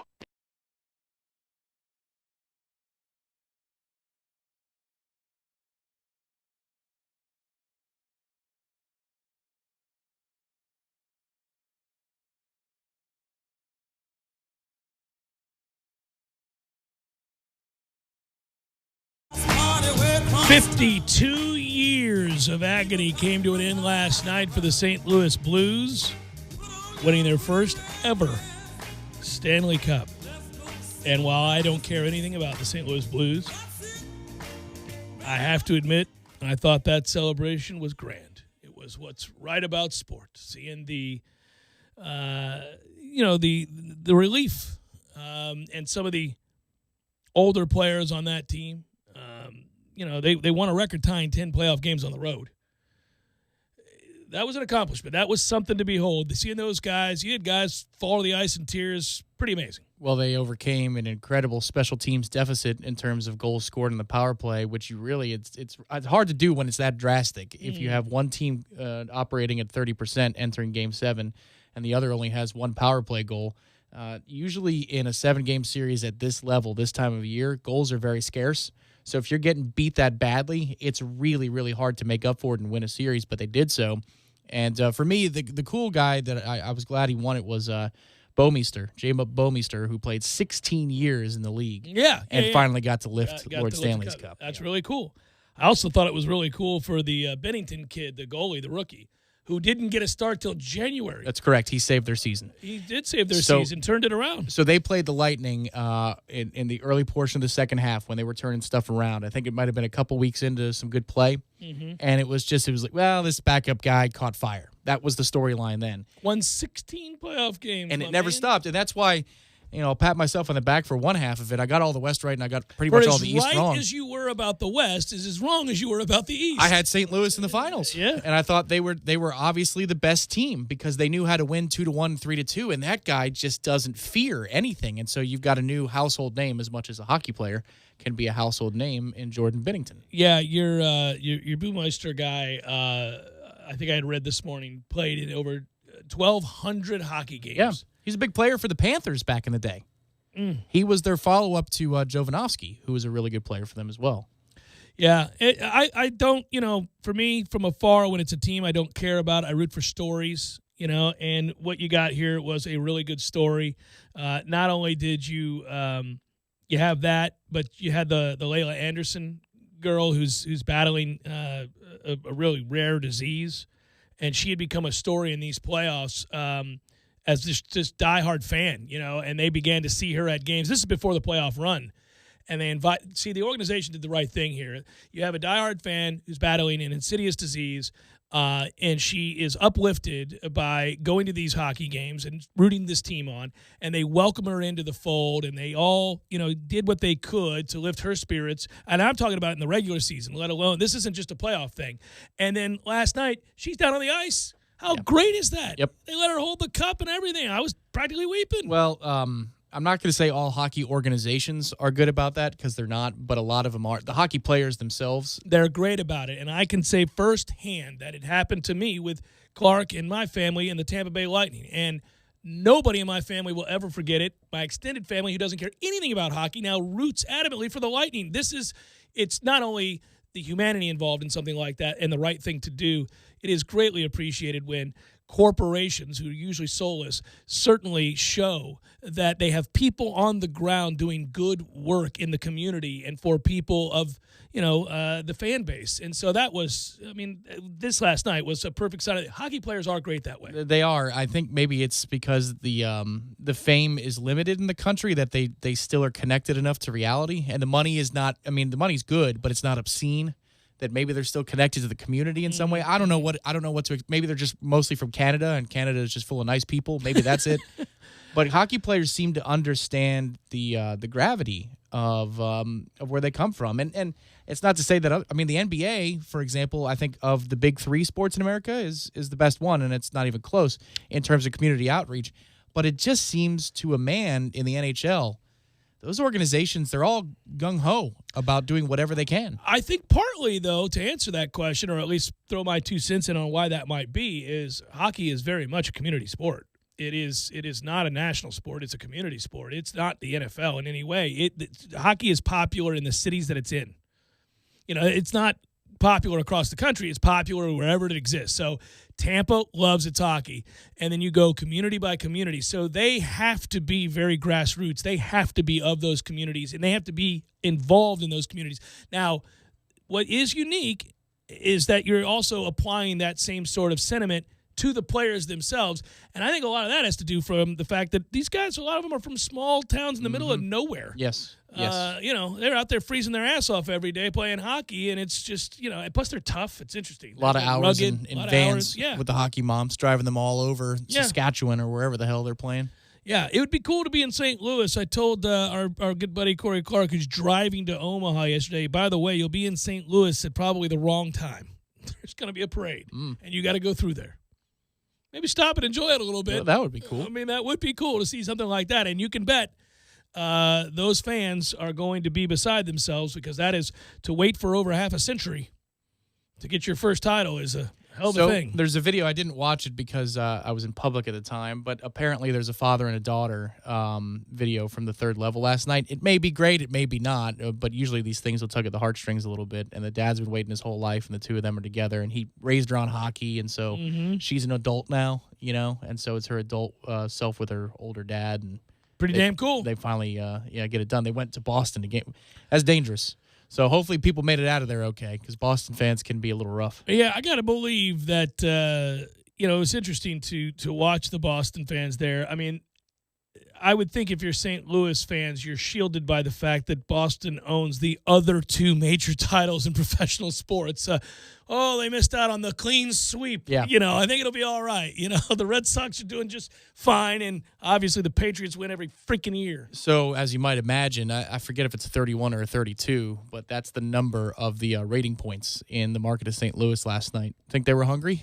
That did better than the Super Bowl. And, of course, the Super Bowl was the Los Angeles Rams against the Patriots, but still, it did better in St. Louis than the Super Bowl did. Well, that's a long time, and those are good fans, though. We do know that. That's a really good, solid fan base there in St. Louis for that team, and, they had been heartbroken many times. And so I'm sure they thought when they didn't win Game 6, we're not winning Game 7 there. But they were road warriors, so maybe they did. Maybe, but typically the team that, my one experience with a Game 7 Here you go, though. Remember the rule? You got to score first. They scored 2. So, two in a playoff game, let alone a Stanley Cup final game, is like 3. Yeah, well, it got to be 2-0 in a hurry, and you're like, okay. And Boston had so many chances, and they got stoned every time, and then it gets 3-0, and you're like, well, we call it a day here. It was 3-0 in the third. Boston scores really late, but it was over. Jeff Cameron Show, 97.9 ESPN Radio.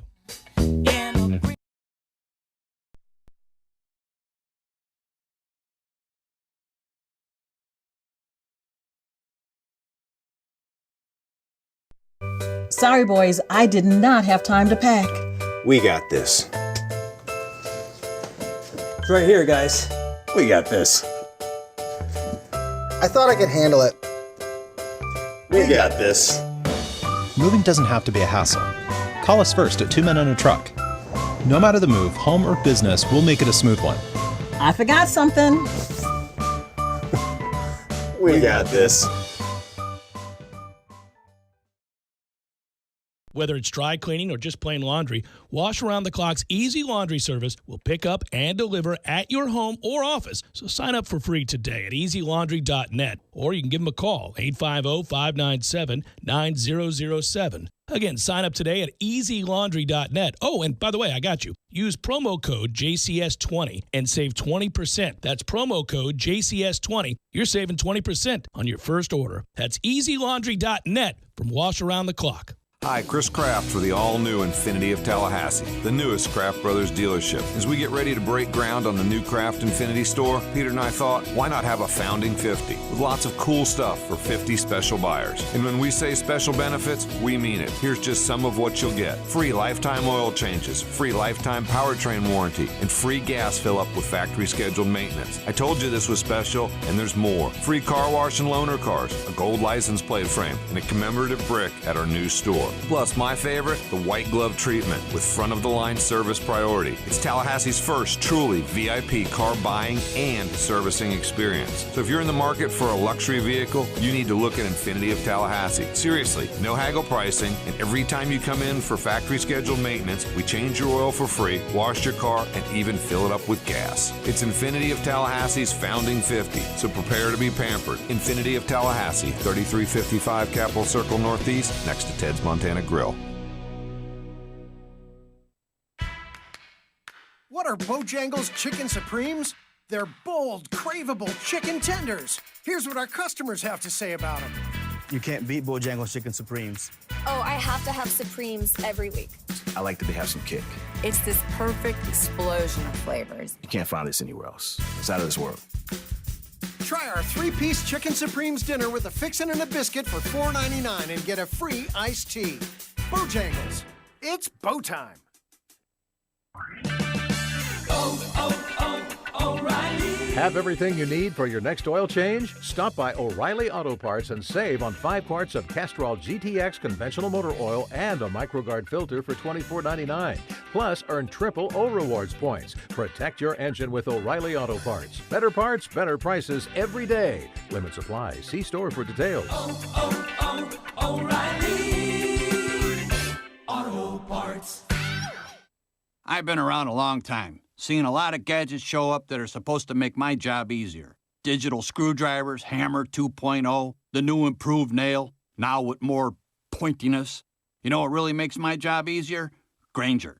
Easy reordering, easy inventory solutions, and easy to do business with every time. Gadgets come and go. You want reliability. You want Grainger. Call, click Grainger.com, or stop by to see for yourself. Grainger, for the ones who get it done.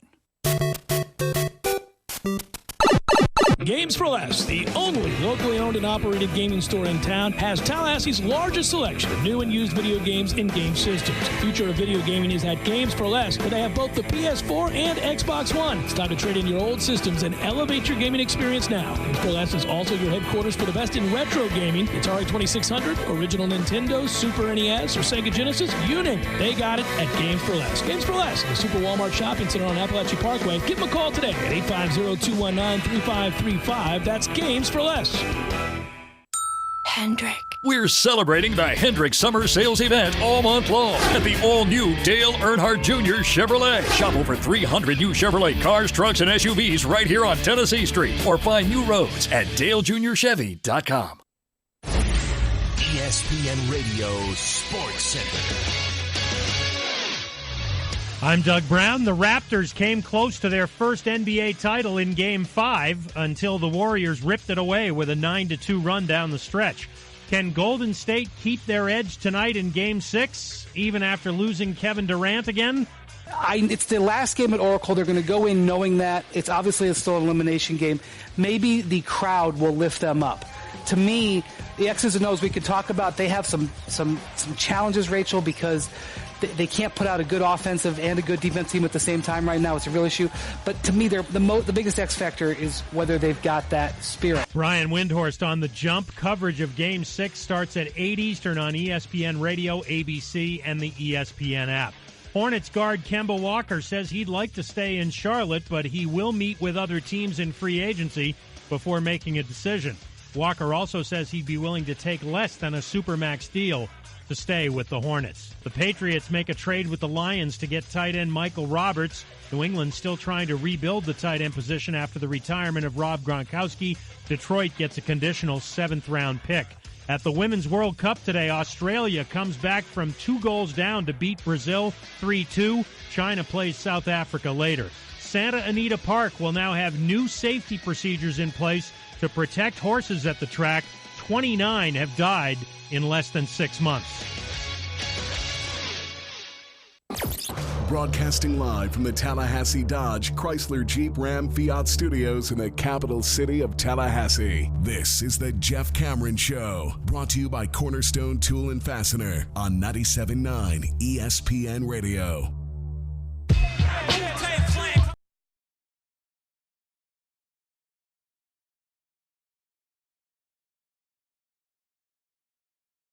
Was warming up earlier today at the U.S. Open. 54, I was looking up the stats, sorry. 54 under par in the majors since 2017 for Brooks Koepka. 21 under par better than anybody else on the tour. That is laying it on the table. Yes, it is. That is remarkable. Just a loud thud. Just poof. You know who's in that second wave I'd expect would be maybe Mr. Schauffele, who shot a quiet 5 under 66 today while everybody was paying attention to Fowler. Now Schauffele is tied for the lead. Yeah, well, I think that no doubt Schauffele's on the list since he finishes in the top 10 of every major he competes in, and he's incredibly young. He's also from the West Coast, played out there, has played this course, knows how to putt on POA, so I picked him to be in contention this week. He's the millennial Matt Kuchar, unless he wins one.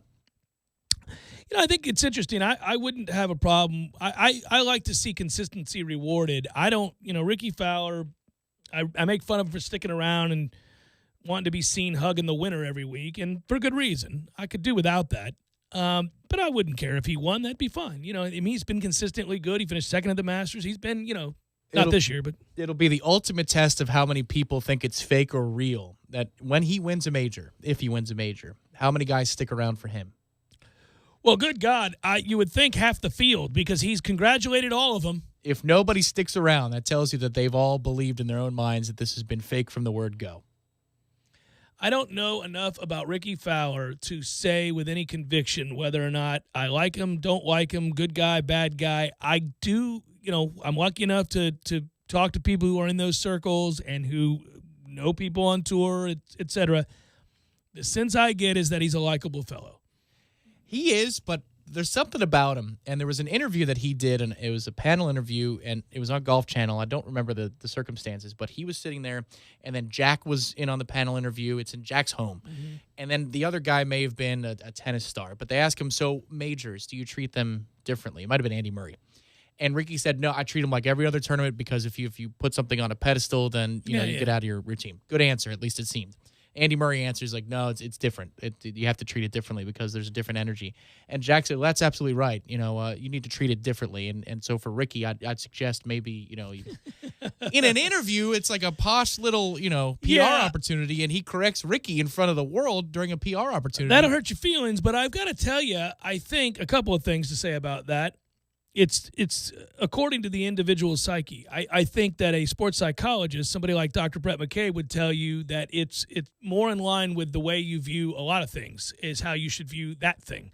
In Jack's time, now later on in his career, obviously it had shifted, but early on, this idea of the career Grand Slam, all that stuff didn't really exist. It wasn't something anybody talked about. He didn't have to experience. Now, he was so undeniably great that this is not a knock. But it's true, he did not compete in an era of social media and 24-hour-a-day coverage of his sport, putting pressures on him with each passing success. So much so to the point that when he completed the career Grand Slam, he admitted he didn't even really know that he had done so because nobody brought it up. No. Also, majors have changed since then. So I do think it can be apples to oranges there a little bit. That guy grew up, meaning Ricky, in an era where that's all anybody talks about, as if the other tournaments don't matter at all and only the majors matter. And so, I think that going into it psychologically, That it would be different for everybody. I bet you if you asked 50 people on tour, they would give you different answers about that. I think it's how you, like, clearly Brooks views the way he's convinced himself, and it's clear that it has worked. He's convinced himself winning majors, it's easier. It's easier to win majors, and he has a formula for it, and he believes that half the field has no chance to win, so he's not even competing against that field. He's competing against half that field, and then he breaks down the rest of that field, and he's convinced himself that there's about 20 guys out there that might be able to beat him, maybe. Well, that's unique to him. I mean, that's a hell of an attitude if you can do it. I don't know that I could convince myself of that, but he has convinced himself of that. So there are others still who would say, I play golf the way I play golf. It's the way I play golf. Always. You know, I hit a 7-iron, I hit a 7-iron, I hit a 4-iron. And if I put something on a pedestal, because I agree with Ricky here, then I may try too hard. I may hyper-focus in a way that takes away from the other elements of my game. You know, I don't know. It's each individual. You know, you and I might view a shot very differently. It's the same shot. And I'm not even talking about what club and the wind. I'm just talking about how we feel inside.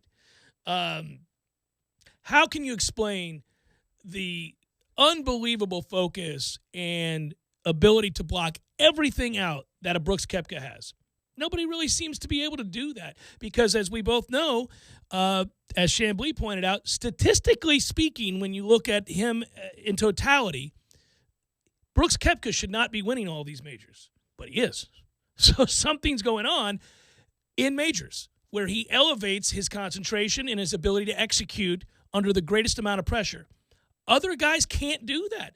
Some, it melts. Others, I think they're trying to figure out how to win. And once they win one, they'll win several. That's what happened with Phil. I remember the famed Phil press conference, which I thought was great, where he kept getting asked, you're the best player in the world to never win a major. And, does that weigh on you? And he stopped it finally and said, look, guys, I'm not trying to win a major. I want to win 5, 6, 7 majors. Yeah, I want to win a major, but it's not about one major. I want to win lots of majors. And we all kind of chuckled like, okay, well, that's an interesting answer. But once he kicked down the door, it did get easier for him. Yeah, he nearly completed a Grand Slam. Yeah. I mean, his U.S. Open went away. So he has done, and he's got 6 seconds in that event. If he hadn't blown up 3 of those, would have won. The year, it might not have been his first Masters, but it may have been the second time he won the Masters. I'm trying to remember the year exactly, but he won the PGA that year. Mm-hmm. There was the Monday completion of play. The driver went wayward on 72 at the U.S. Open, which is that's devastating. And then he finished, I think, top 5 in the Open. You're right. He almost won 3 that year. He almost won 4. Yeah, you're right. Well, and he's gone on to obviously win a British Open, which people said he would never win. Unbelievable. That was a great Sunday. Well, he should have won 2 British Opens. If Henrik Stenson wasn't Jesus Christ on that day, he would have 2 British Opens. And that was Tiger in the middle of the dark ages, but he had a chance to win that day. People thought it would be his day, but Phil took it. Oh, Phil went and took it. From 4 or 5 groups ahead. And went really low. Yeah, and deserved to win it. I think it is different for all these guys. You just don't know. I mean, I have a sense that if Ricky wins one, that he's going to win multiple majors. He's got too much game. You don't win at Sawgrass and some of the places he's won, and he's come from behind to do it too, and not have the game. He's a perennial top 10 golfer. All those guys, if you're that good to finish in the top 10 in multiple majors and put yourself in a position, eventually you are going to win one. And he hasn't had, the one thing I would say is there are guys that we identify over time that, whether they admit it or not, it's obvious. The pressure to win a major affects them differently on a Sunday. They're fine Thursday through Saturday. That Sunday happens, and they can't win. Monty. Lee Westwood. Oh, well, there you go. Yeah, 2 Englishmen. For whatever reason. The English have a problem. Well, Monty, now Faudo certainly didn't have a problem, but Monty had it in his hands. Yeah. A 7-iron from the middle of the fairway. If he puts it on the green, he is a U.S. Open champion. He puts to rest all of the demons, and he hits it off the toe 35 yards right and goes, my God, what is that? He did say that, and we were all listening, and I went, oh, that poor man. That man got unequivocally the answer he did not want to get, which is you don't have it. Do you remember watching Monty in Baton Rouge last week? Yes. And I said what I said. Well, tell me how I'm wrong, though. No, Monty's, he could stand to wear some looser fitting he garb. needs to stop doing that. In the rain. Stop doing that, Monty. Monty made me $1. A $1 wager that Monty was going to make a 6-footer. He did. He drained it. You know why he did? Because it wasn't the U.S. Open on a Sunday. It certainly was not. He was fine with all of that. And he's one of the greatest irons player of all time. And he had a 7-iron in his hand. What are we doing? It's crazy. So some guys, Lee Westwood, yes, have proven the pressure of that, it's too much. They've got the game. They don't have what it takes between the ears. I don't think Ricky falls in that category. I don't think you can accomplish what he accomplished in college at Oklahoma State. I don't think you can accomplish what he accomplished so far on the PGA Tour and be weak on Sundays. You can't do that. I think he has what it takes. He's been a little unlucky. Remember that year he finished second in like every one of them? Yeah. I mean, that was 2014, though. It's been a minute. But I'm saying he played well there, and it was 2 years ago. He finished second at the Masters. He was really good. Yeah. Patrick Reed won, and he was right there. Yeah, he chased him down almost. He almost got him. From several groups ahead. Well, but either way, once you do it, yeah. I think it changes everything. And, we'll see. Obviously, Brooks goes into every one of these majors now believing he's going to win it. And he has convinced himself of this, and he plays at a level that, statistically speaking, he ought not play at based on what those numbers reveal to us. Well, and I think it's fascinating for Ricky because the window is still open, but it's not as wide as it used to be. Because, a guy like Xander Schauffele now exists. That you're in your now that you're in your 30s. Gary Woodland's coming for you now. And Dustin, is always there. Same question surrounds Gary Woodland, though. He's been a good player for a while now, and he's got a swing that we all die for. But even still, I like Gary. I think he's been I have to look at it major for major, but I think he's been more consistently on the first page than Ricky has the last 2 years. He's been in a lot of final or second to last groups. It'd be interesting to look. I don't know. I feel like he fades on Sundays. I like Gary, too. I'm rooting for him. That's why I'm disappointed on these Sundays where all of a sudden Gary disappears. This is an interesting... It's an interesting piece of research. Yeah, we'll look it up here in a second. Jeff Cameron Show, 97.9 ESPN Radio.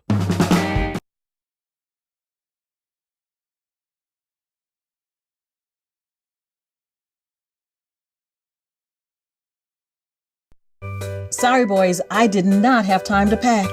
We got this. It's right here, guys. We got this. I thought I could handle it. We got this. Moving doesn't have to be a hassle. Call us first at 2 Men and a Truck. No matter the move, home or business, we'll make it a smooth one. I forgot something. We got this.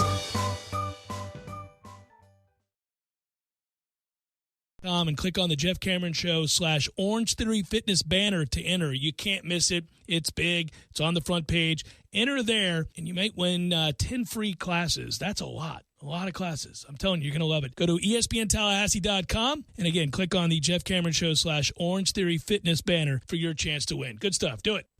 Fonville Lewis Messer McConaughey sponsors Braves baseball so that all of you can enjoy the action. Ever since the days of Hank Aaron and Dale Murphy, we've been Tallahassee's home run hitting law firm. And because we don't get paid unless we win, we want to win every case as much as Chipper Jones wanted to win every game. So when you're injured, don't just trust any law firm to handle your case. Make the call to the bullpen for a trusted closer. To see our stats on the back of our baseball card, visit wrongfullyinjured.com. Fonville Lewis Messer McConaughey. Personal injury law is all we do. Who's ready for the best wings in Tally and locally brewed beers? Hobbit American Grill is the place to be. They've been voted Tally's best wings again in 2018. Hobbit offers Bingo Mondays, happy hour all-day Fridays with craft beers on tap from all the local breweries. And the Hobbit is your home for all the UFC fights with plenty of high-def TVs for everyone. Be on the lookout for the food truck coming soon with the best lip-smacking wings in town. Hobbit American Grill, celebrating 40 years of serving great food to great friends for good times. For info on their hours and 3 locations, visit them online at myhobbitonline.com. Need help moving? 2 Men and a Truck Tallahassee provides professional home and business move services, both locally and long distance. For your next move, visit 2men.com or call them at 850-224-2232. 2 Men and a Truck, the movers who care. We all want more energy, more strength, more results. Well, welcome to Orange Theory Fitness as you take a step towards feeling more alive today. Backed by science, Orange Theory's heart rate monitored workout is scientifically designed to keep heart rates in a target zone, spiking metabolism and increasing energy. Orange Theory Fitness is a one-of-a-kind group personal training workout resulting in more energy, visible toning, and extra calorie burn for up to 36 hours. Experience a more vibrant life today with Orange Theory Fitness. To find out more, go to orangetheoryfitness.com. The Braves are back, and as 2019 heats up, Atlanta is looking for some huge wins as they set off to defend the division crown. Hit in the air to left field. That may be in the bullpen. Dansby Swanson with a rocket to left field. Atlanta Braves baseball on 97.9 ESPN Radio is brought to you by Whitten Glass, Tallahassee's first family in glass, and by Metro Deli in downtown Tallahassee.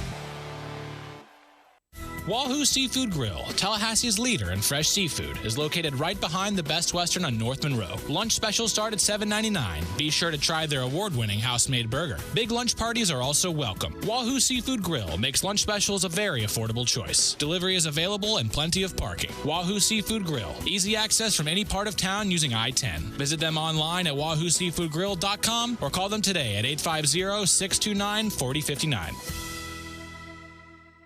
Prescription products require an online physician consultation and are only available if the physician determines a prescription is appropriate. See website for full details. Hey guys, good news. The expensive Little Blue pill is now generic, which means you can get the prescription medication to treat ED at affordable prices. And now get your first month's supply for just $5 at 4hims.com/deliver. Hims connects you with real doctors online who can prescribe the medication, and a pharmacy sends it right to your door. So easy. To get your first order for just $5, you need to go to 4hims.com/deliver. That's 4hims.com/deliver. This is the Jeff Cameron Show on 97.9 ESPN Radio.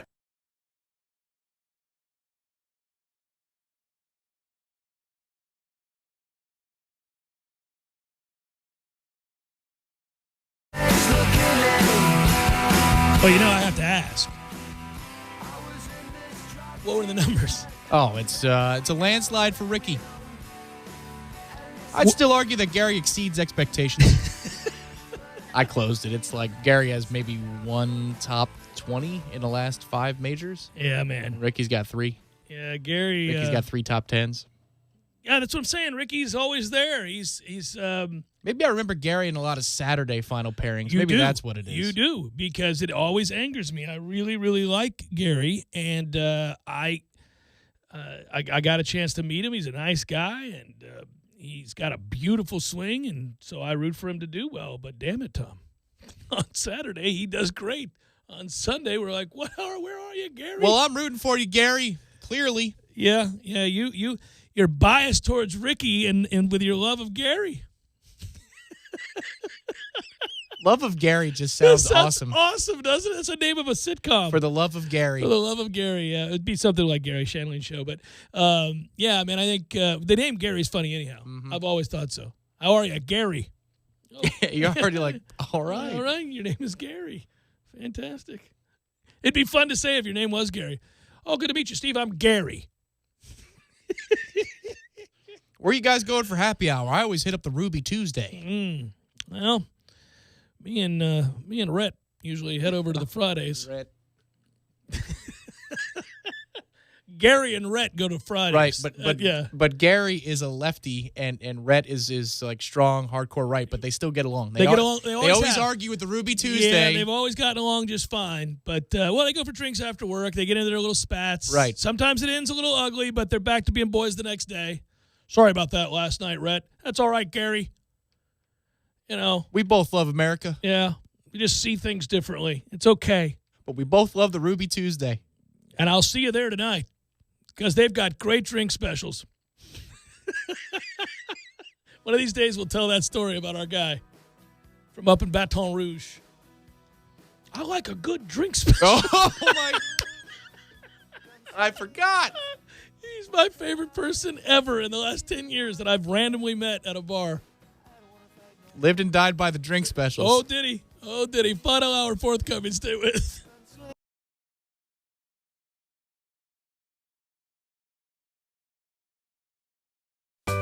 Sorry, boys, I did not have time to pack. We got this. It's right here, guys. We got this.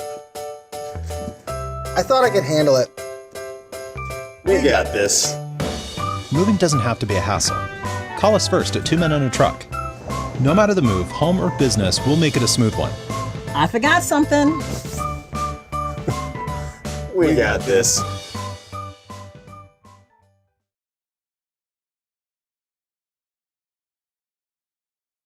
Time after regular breakfast Office hours at participating restaurants. Tax not included. Price and participation may vary. Come party every Friday night with live music at Pockets Pool and Pub. Check out the all-new Sizzlin' Summer Drink Special, including doubles for $1 more, Jaeger bombs for just $3, Y-bombs and the Flaming Pockets bomb for $5. Sharer Road off North Monroe. Why go home when you can go to Pockets? Hendrick.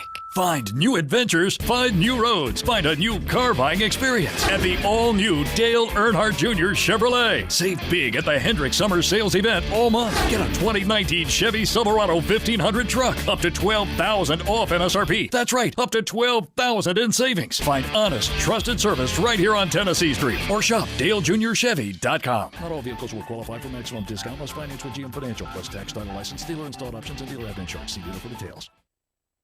T-Spark Enterprises, roofing and construction services. T-Spark, TSparkConstruction.com. Hurricane Michael was not kind to many of our homes and businesses. As I ride through Tallahassee, the blue tarps and missing shingles are abundantly visible. While a few missing shingles may seem like minimal damage, I assure you they are not. Leaks can occur, causing wood decay, interior damage, or mold growth within your home or business. We specialize in storm damages and insurance claims. Let us get your roof back to shedding water, not leaking water. Call us today. We can help. At T-Spark Enterprises, we conquer all peaks. Call 850-766-1340. T-Spark Enterprises, roofing and construction services. T-Spark, TSparkConstruction.com. License number CCC 1331204. Yuengling Golden Pilsner, a highly sessionable beer, golden in both name and color. Yuengling Golden Pilsner is the perfect balance of hop and malt character for crisp and smooth, thirst-quenching refreshment. Cheer for your garnet and gold with Yuengling Golden Pilsner. Yuengling, brewing good times for 190 years. Must be 21 or older. Please drink responsibly. A message from local beverage distributor Triangle Sales. Exciting news for you loyal Florida State fans. Now you can show your Seminole pride plus get 15% off all regular priced FSU merchandise during Team Tuesdays. Remember to stop by any Garnet and Gold store location on Team Tuesdays and take 15% off all regular priced FSU apparel. It's that easy during Team Tuesdays at Garnet and Gold. If you're a Seminole, we're your store. Shop local and go Noles. Stop by Garnet and Gold's 3 Tallahassee locations or garnetandgold.com. 2019 Nike Coaches apparel has now arrived. Visit Garnet and Gold's 3 Tallahassee locations or garnetandgold.com. Take me out to the ball game. Indeed. And with weather like this, it's good to see you out on this magnificent, sizable deck. It is quite impressive. You can see it all the way from the stadium. What a deck. What a deck indeed. I hear that a lot. You know, I remember, what was it, mid-90s you opened up? Place was so small. Now it's huge. All I know is a lot of good times have been spent on this deck. Man, people enjoy it. They laugh, they sing, they drink, they eat, and they celebrate all the goodness of the Gordo's deck. And you can come have a Gordo Smash. Delicious. Sitting on the deck with a Gordo Smash. That's a good day at the office. Or put a Cuban in your mouth. And other food. Gordo's, bringing the flavor and flair of Cuban food to Tallahassee since 1996. His three-pointer, bang!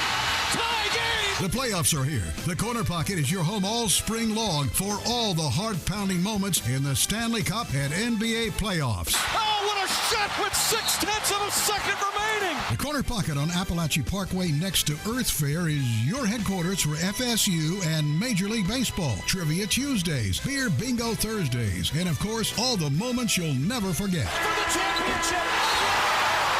The Corner Pocket Bar and Grill, 2475 Appalachian Parkway. Tallahassee loves the Corner Pocket. Driving every day from the Tallahassee Dodge Chrysler Jeep Ram Fiat Studios. This is 97.9 ESPN Radio, WTSM, Woodville, Thomasville, Tallahassee. ESPN Radio Sports Center. I'm Doug Brown. The Raptors came close to their first NBA title in Game 5 until the Warriors ripped it away with a 9-2 run down the stretch. Can Golden State keep their edge tonight in Game 6, even after losing Kevin Durant again? It's the last game at Oracle. They're going to go in knowing that it's still an elimination game. Maybe the crowd will lift them up. To me, the X's and O's we could talk about, they have some challenges, Rachel, because they can't put out a good offensive and a good defense team at the same time right now. It's a real issue. But to me, the biggest X factor is whether they've got that spirit. Brian Windhorst on the Jump. Coverage of Game 6 starts at 8 Eastern on ESPN Radio, ABC, and the ESPN app. Hornets guard Kemba Walker says he'd like to stay in Charlotte, but he will meet with other teams in free agency before making a decision. Walker also says he'd be willing to take less than a Supermax deal to stay with the Hornets. The Patriots make a trade with the Lions to get tight end Michael Roberts. New England still trying to rebuild the tight end position after the retirement of Rob Gronkowski. Detroit gets a conditional 7th-round pick. At the Women's World Cup today, Australia comes back from 2 goals down to beat Brazil 3-2. China plays South Africa later. Santa Anita Park will now have new safety procedures in place to protect horses at the track. 29 have died in less than 6 months. Broadcasting live from the Tallahassee Dodge Chrysler Jeep Ram Fiat Studios in the capital city of Tallahassee. This is the Jeff Cameron Show, brought to you by Cornerstone Tool and Fastener on 97.9 ESPN Radio.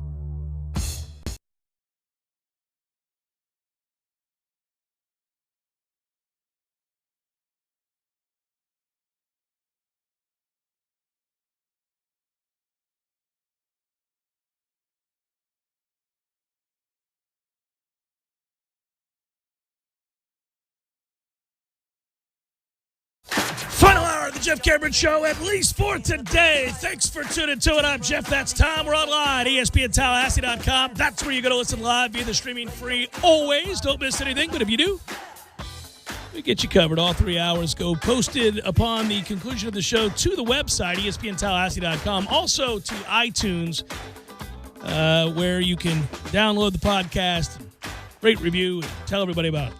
Email the show if you like, jcs at 979ESPNradio.com. On Twitter, it's at JCameronShow. WTSM app, good for all mobile devices.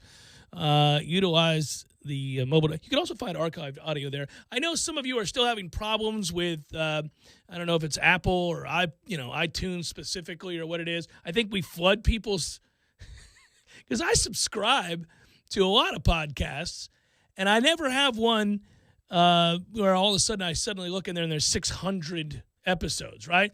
And I think this happens to people with our particular show, which I find bizarre because I don't ever hear about that. Is that a Hipcast thing? What is that? Why would that happen? It's under investigation. It's bizarre, though, right? I mean, it's like they can't get it. There's 652. I have asked a question to a couple levels of people, both at Apple and at Hipcast, and I'm looking for an answer. That is interesting. I want you to provide the answer publicly when we get it, because I want to know why it happens. I'm not even a public statement. Like, I'm not even being cynical. I'm just curious. I'll walk up to the podium and I'll prepare that you'll hear the papers shuffle. Yeah, I'm not here to take any questions. I'm only here to clarify what I found. Well, because there are some complaints that listeners have about every show they listen to, or any show they listen to, I should say, that are largely ignored by anybody involved in the show. And so that's true of our show too. But then there are those that you actually really have great empathy for. Somebody's desperately trying to hear your show, and then they get overwhelmed. You're like, man, I want to help that guy out. That sucks for him. He's just trying to do the right thing and listen to the show. I agree. And that's one of those ones where I'm like, I'm not mad as much as I am. I want to figure out what the hell's going on. That'll be the future of this whole thing, too. Maybe 10 years down the line where that's all we do. And so that way we can be a full-time customer support service for podcast issues. Because right now you're kind of letting other people handle it for you. Right. Whereas I think in the future you'll be able to just kind of do it yourself, and then maybe you'll cut out the middleman of the radio. Man, I'm really excited about our first game against Arkansas, but I can't talk about it on Thursday necessarily. And I'm really excited about the U.S. Open, but I know a lot of people are waiting because it's on the other coast. And, for example, this hour, while we're on the air, Tiger Woods will tee off, Brooks Koepka will tee off. I mean, these guys haven't even gotten it going, which I like. I'm with you. Prime time golf. I like it, too. I love the idea that we leave the studio here in about an hour and we go sit down somewhere, whether it's our living room or a bar or wherever it is, and you watch the U.S. Open into the night. It's awesome. But it kind of screws up the game for now because it's on right now, and I really like to watch it. But I also don't want to give away scores. But the U.S. Open takes you to tip-off of Game 6. I mean, this is a really seamless night of sports. Awesome stuff. Because this is the good one, too. It's usually afternoon and morning draws. So I think it's the 11 a.m. Eastern hour that Tiger and Brooks tee off tomorrow. Right. Whereas today it's the evening one. So if you want to watch golf late, tonight's your night. Don't worry. Friday, if you want to watch Rory and Rahm, okay. Have fun with that. I like watching Rory play, and it's background TV at that point for me on Friday. Tonight's the one. Oh, I'm excited about tonight, but I'm also excited about the NBA Finals tonight because Toronto has to be kicking themselves after having left the door open, if you will, in that last game. I mean, you're up 6 at home with a chance to close. It's got to be tough to not get that done and to lose in the fashion that they did. You know, to get the shot that they did at the end, it's not a good shot. It's not the one you want. Calling the timeout when they did, in retrospect, probably seen now as a big mistake. I will give Kawhi credit. He was asked specifically about that, and he said something very sensible, as he often does. He took time to think about it. He goes, I don't know. He might have thought we were tired. I just know that if we win the game, nobody talks about it. And that is true, right? It is always afterwards that you do that was a crazy timeout. Well, hit a shot, man. They had a couple open looks, including Kawhi shooting an air ball in one of them. You hit one of those, maybe you do win the game, and nobody's bringing up that right, timeout. You say it's a good timeout because he could sense that, you know what, this Kawhi run is coming near an end, and he needs him down the stretch, all that stuff. Yeah, I get it. There were people first guessing it online when it happened. Like, why would you call a timeout there? You've got all the momentum in the world. Golden State's reeling. They're getting caught on switches. You're getting wide open looks. They got nobody that can stay in front of Kawhi. I don't care if you're tired. You're 3 minutes away from a championship. Don't call timeout. Okay, there's an argument to be made for that, and in retrospect, probably was a mistake. But at the same time, they got a couple open looks. Just missed them. Just missed the looks. And also, why is Steph Curry open for a wide open three twice? There's two guys on the floor that goes in. You go, Jesus, that's that guy Steph can Curry, shoot. Yeah. I mean, right. Clay got 2 open looks. I mean, that's really the killer there. You bitch about the timeout, but how about we get out on the only 2 guys that can score right now? They're the only 2. They're probably going to touch the basketball here. Make sure they don't get a good look. Oh, that's an open 3. That's an open 3. And to their credit, of course, they knock those down, and they knock another one down, and another one down, and you're just going, my goodness gracious. For Golden State to win, Steph Curry has to score at least blank amount of points tonight. 38. Okay. 38. He probably will. You're good. I would have set the number at 38.5. That's funny. 38. Hey, look, so you look at that. I was looking at numbers as we came in here today. And Golden State won that game. They had a 36-point edge in scoring from beyond the arc. That's a lot. I mean, think about what they have to do. They had 12 triples on 27 attempts. And so Klay Thompson and Steph Curry just told the world we could shoot a little bit. Well, they bookended it. They had 5 right out the gate, and then they had the 3 big ones down the stretch. And then in the middle, it was kind of average. But still, when you get to that, you get to 20? You get to 20 as a team? I mean, I'd probably say 15 to 17 tonight, and they're in really, really good shape. You don't have to shoot 23s. Yeah, and to their credit, if Klay is going to play like that, even off the hamstring, then he's not really hurt significantly because he rolled through some screens and did a bunch of stuff to get open. He wasn't as explosive as a slasher to the rim, but that's partly because Toronto adjusted their defense. But he still rose up and hit those threes. If you go back, he's 13 for 23 over the last 2 games from 3. That's for a guy with a tough hamstring situation after game 3. Mm-hmm.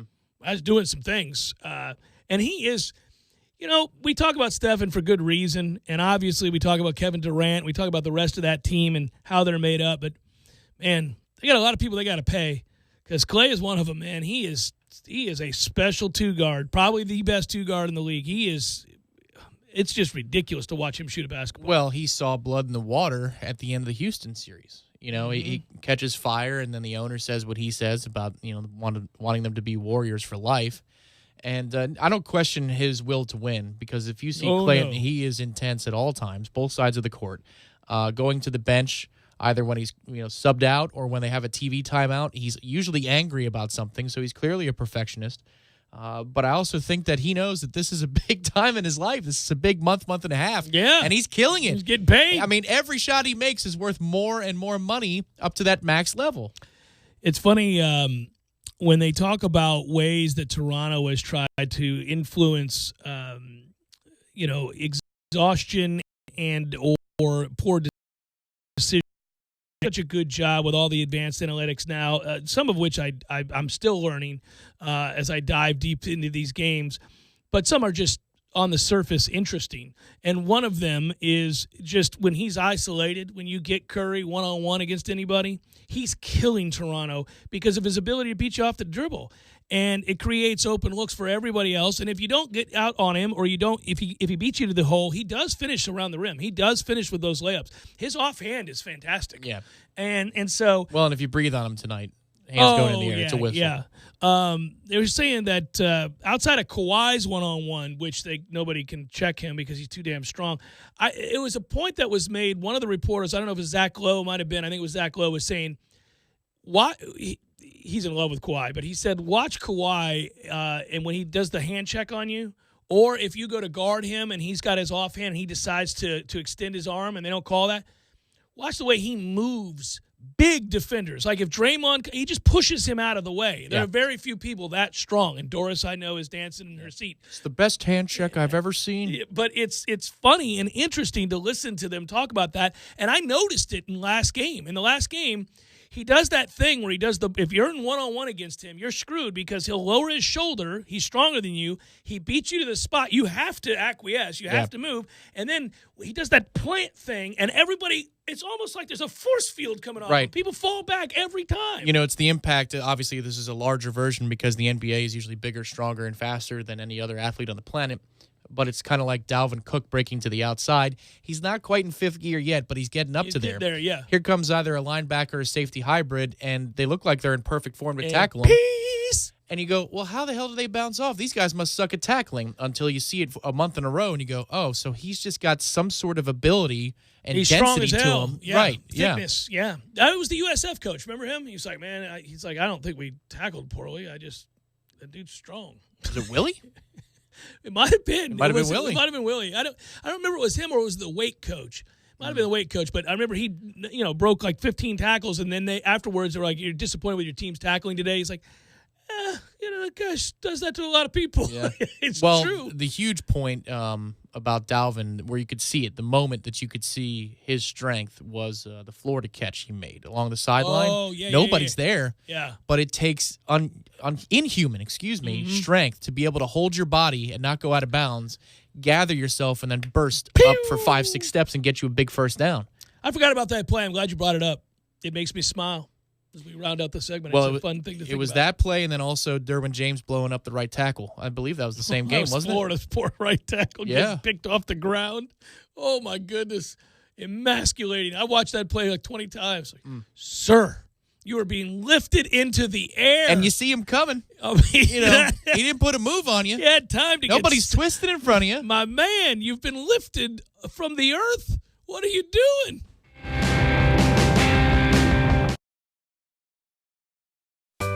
Sorry, boys, I did not have time to pack. We got this. It's right here, guys. We got this. I thought I could handle it. We got this.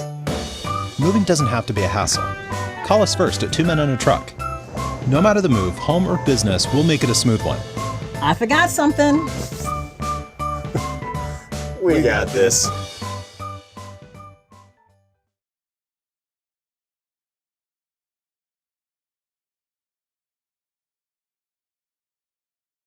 $18,870. That's a savings of $6,250. A new Jeep starting at only $18,870. Those prices are unheard of and can only be found at your Jeep headquarters of America, Tallahassee Dodge Chrysler Jeep Ram. No other dealer can offer you this kind of savings. We buy in mass quantities and pass along the savings to you. 2018 Jeep Renegade Latitude starting at $18,870. Payments as low as $299 a month on the corner of West Tennessee and Capitol Circle, where we're right on the corner and always right on the price. Check us out out on the web at TallahasseeDCJ.com. All prices include rebates and incentives plus tax, title, and dealer fees. State number 18J605 must finance through Chrysler Capital and qualify for all rebates and incentives. I give to you easy laundry service from my friends at Wash Around the Clock. Oh, buddy, this is a game changer. If you're like me, your life is hectic. Between work, school, your kids' sporting events and activities, well, it leaves you precious little time to kick back and take a load off. About the last thing you want to do is hours of laundry, but there it sits, staring at you, taunting. No more. That's right. More watching, less washing. Save hours of valuable time when you sign up not doing laundry with easy laundry service from Wash Around the Clock. Whether it's dry cleaning or just plain laundry, Wash Around the Clock's easy laundry service will pick up and deliver at your home or office. So sign up for free today at easylaundry.net, or you can give them a call, 850-597-9007. Again, sign up today at easylaundry.net. Oh, and by the way, I got you. Use promo code JCS20 and save 20%. That's promo code JCS20. You're saving 20% on your first order. That's easylaundry.net from Wash Around the Clock. Take me out to the ball game. Indeed. And with weather like this, it's good to see you out on this magnificent, sizable deck. It is quite impressive. You can see it all the way from the stadium. What a deck. What a deck indeed. I hear that a lot. You know, I remember, what was it, mid-90s you opened up? Place was so small. Now it's huge. All I know is a lot of good times have been spent on this deck. Man, people enjoy it. They laugh, they sing, they drink, they eat, and they celebrate all the goodness of the Gordo's deck. And you can come have a Gordo Smash. Delicious. Sitting on the deck with a Gordo Smash. That's a good day at the office. Or put a Cuban in your mouth. And other food. Gordo's, bringing the flavor and flair of Cuban food to Tallahassee since 1996. Thursdays are Friday Eve, and that's a reason to celebrate. No matter what you're looking for, they've got you covered every Thursday down in College Town. Centrale offers 50% off select pizzas all day, every Thursday. Or you can stop by Township for Taco Thursday. $2 house tacos, $2. Madison Social offers the Social Agreement. You and a buddy can split one Aurora wings, 2 Madso burgers, 2 bourbons, 2 proof Madison Socials, all for just $40. See what they did there? And don't worry about parking. Plenty of spaces available in the parking deck or surrounding lots. Check out all the Thursday College Town deals right now on ThursdaysInCollegetown.com. Hendrick. We're celebrating the Hendrick Summer Sales Event at Dale Earnhardt Jr. Buick GMC with huge savings on the hottest models, like the 2019 GMC Sierra 1500 truck, up to $12,000 off MSRP, over 71 to choose from, just in time for summer. We are professional grade. Come see us on Capitol Circle Northeast under the giant American flag, or visit DaleJuniorGMC.com. Not all vehicles will qualify for maximum discount. Must finance with GM Financial. Plus tax, title, license, dealer installed options, and dealer admin charge. See dealer for details. You're locked in with the Jeff Cameron Show on 97.9 ESPN Radio.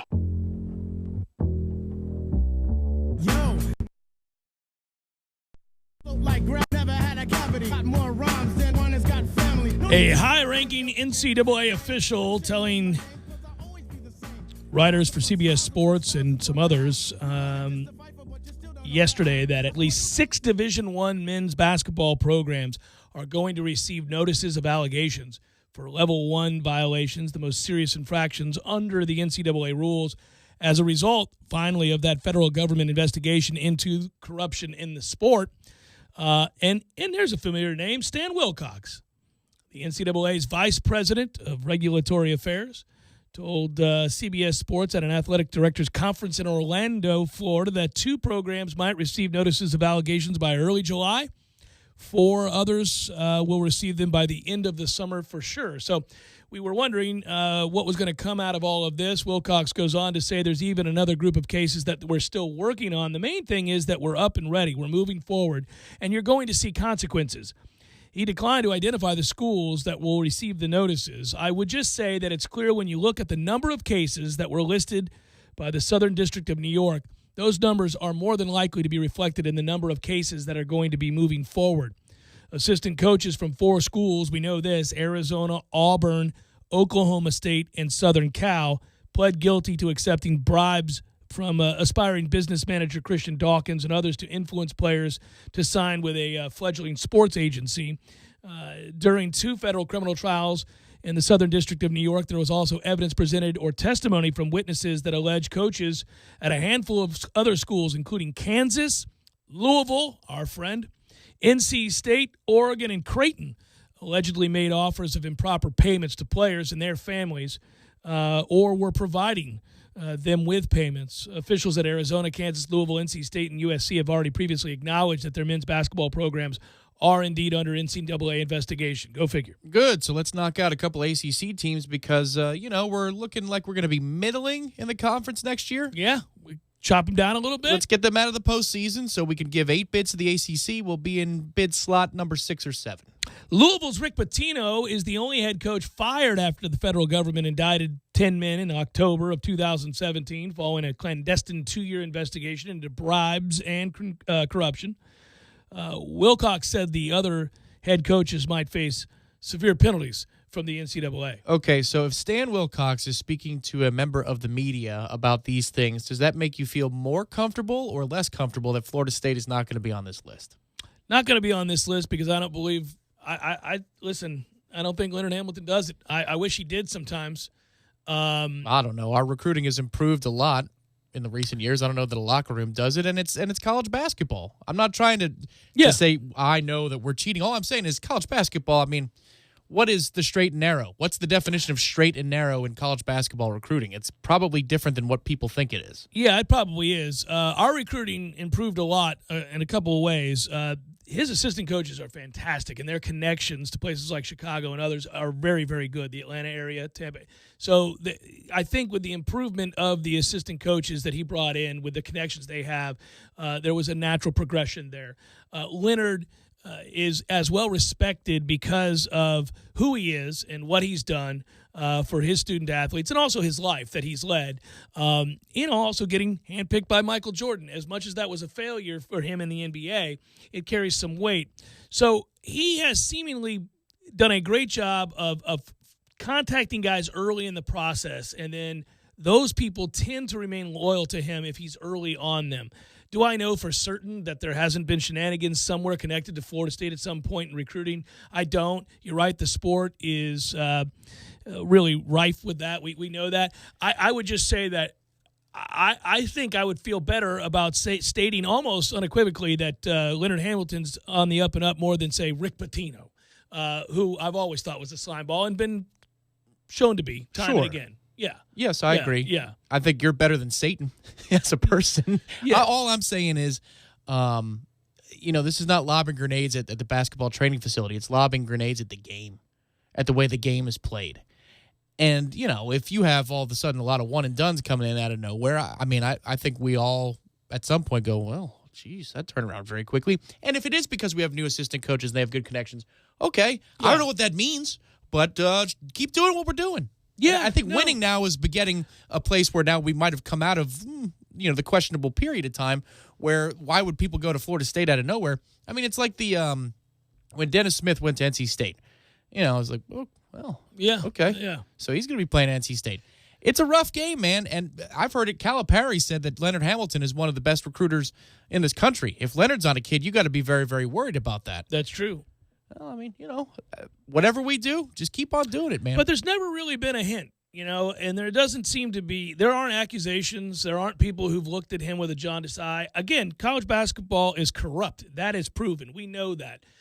A lot of times that kind of corruption begins somewhere at the AAU level. Somebody knows somebody knows somebody knows somebody. So is there a methodology that then you could say, look, everybody has to do this in order to get a kid? And it starts at a very, when they're 15, 16 years old. Perhaps that's true, and it's universal, and therefore you could incorporate our program into that. And I'm not just saying this to say this. I just think that that's a guy who has been so upstanding and so careful about making sure guys graduate and go to class and do all of these things. I'm not questioning any of that. And I know this is a very uncomfortable topic because it's, if you're in a local market, you're reluctant to say, well, by osmosis, you've got to be, at some point on the shady side of the street. I'd say that. If it's happening, I don't. But where Leonard, I know for a fact is as good as it gets is he doesn't cut deals for playing time to get kids on campus. Never. There have been a couple of examples. One was a transfer a couple of years ago, and another might have been a guy who went to Athens. Yeah. And the whispers around the program were you needed to guarantee court time. He never does that. You're right. He enforces all of his rules stringently. The parents love him because the kids go to school and they graduate. The APR score for this program is absurdly high. It's incredible. But all I'm saying is the recruiting got a lot better out of nowhere. Yeah, I think what happens is if you get a kid to say yes, and he happens to be of the talent of, say, a Beasley, then all of a sudden it opens eyes to others, and you go, oh, okay, well, maybe that's a place. You know, if we were paying more kids or more actively involved as these schools were in that process, we wouldn't have been burned by as many guys that either chose to go somewhere else, like freaking Georgia. Yeah. Or you know, I mean, you think back on guys who were here and they were deciding whether or not to transfer. We could have stepped in there. Sure. And made sure that wasn't going to happen. Yeah, I hear you. Again, I'm not saying that we're doing something at the level of an NCAA violation. All I'm saying is it's college basketball. And it would be naive to think that we are on this other moral plane while the rest of the sport is down in, the dirt. Yeah, I think, it's a little guilt by association. We play big-time college basketball. We know big-time college basketball to be corrupt. Therefore, but I would argue that there is a chance. In college football, for example, the infrastructure that we talk about. Mm-hmm. What does that mean? Yeah. I believe that kind of stuff is one of those, either you do that or Georgia kicks your ass every year. You do that or Alabama runs roughshod. You do that or the preeminent programs of the game run wild. And therefore, you got to get down in the muck, and there's just no way around it. I think we're an overachieving team in the ACC. Right. I'm not real sure. I mean, we're not winning ACC championships on the regular or anything like that. We develop guys. Kabengele's a guy that got developed over time. Not a lot of people were on him. You wouldn't have had to pay to get him. He comes from money. You look at some of these guys. International players. Right, and we've done a real good job of scouting and developing guys that went on to, have good careers. I was concerned, though, when I saw the little clip in the article about Balsa's name coming up as he could be bought, I think it was by LSU. I think that was like one of their backup plans for Coach Wade. Yeah. Now he had already committed to us. I think the timeline I'm a little fuzzy on about when he committed and where he committed. But the fact that his name came up, I was like, oh, God, please don't let this be a backdoor into, people looking at our paperwork or anything like that. Yeah, no, you worry about it all the time just because you're right. It's not absurd to insinuate that the sport is really, really, really, really, really dirty. And if you're going to be any good in it, you got to find a way to kind of cut through some of that and maybe engage in some of that. But you don't have to be Patino in the process. You don't have to be Wade or the guy out in Arizona. You don't have to be in football. You don't have to be Hugh Freeze. Right. You don't have to. Yes, that's correct. And I would argue to the hilt that Leonard is definitely not that. There's no chance he's that. No, he's as upstanding as it gets in the game of college basketball. And kind of over time has become beloved by many of the elite in the game. They admire what he's done. And that's another reason I've always thought that they admire the fact that they know he's not doing what they're all doing. Well, yeah, go ahead. He's finding a way to win games. And read some of those biographical pieces, long forms like Andrea Adelson put out this past year, and you tell me that person doesn't have a more genuine pitch than John Calipari. Correct. Walking into your living room. Yeah, no, that's right. And, I haven't been worried this whole time with this stuff. I've been waiting for the other shoe to drop. It appears that it's about to now, and we'll find out which of these programs are going to get severely undercut with scholarship reductions and those kinds of things that really, you think about it, you don't, listen, Duke and Louisville Louisville, maybe not. They've often been in trouble. But Kansas, you never think anything's going to happen to those guys. They're royalty in the game. Yeah. We'll see. It's fascinating. Kansas' name comes up a lot here. Well, I think the Big 12 would be interested in that because, they'd like some parity in that league. Man, they have run roughshod over that league for a long, long time. Jeff Cameron Show, 97.9 ESPN Radio.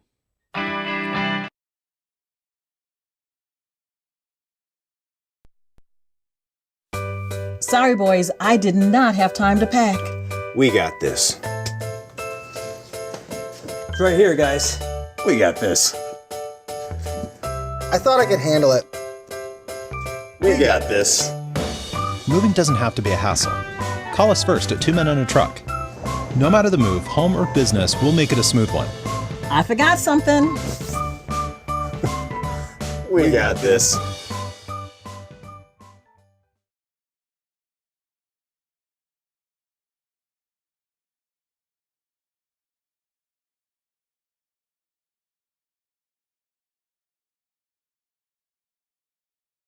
Edwin Watts Golf is your place to shop for the hottest golf gear this summer. Edwin Watts, home of the 90-day satisfaction guarantee. Take me out to the ball game. Indeed. And with weather like this, it's good to see you out on this magnificent, sizable deck. It is quite impressive. You can see it all the way from the stadium. What a deck. What a deck indeed. I hear that a lot. You know, I remember, what was it, mid-90s you opened up? Place was so small. Now it's huge. All I know is a lot of good times have been spent on this deck. Man, people enjoy it. They laugh, they sing, they drink, they eat, and they celebrate all the goodness of the Gordo's deck. And you can come have a Gordo Smash. Delicious. Sitting on the deck with a Gordo Smash. That's a good day at the office.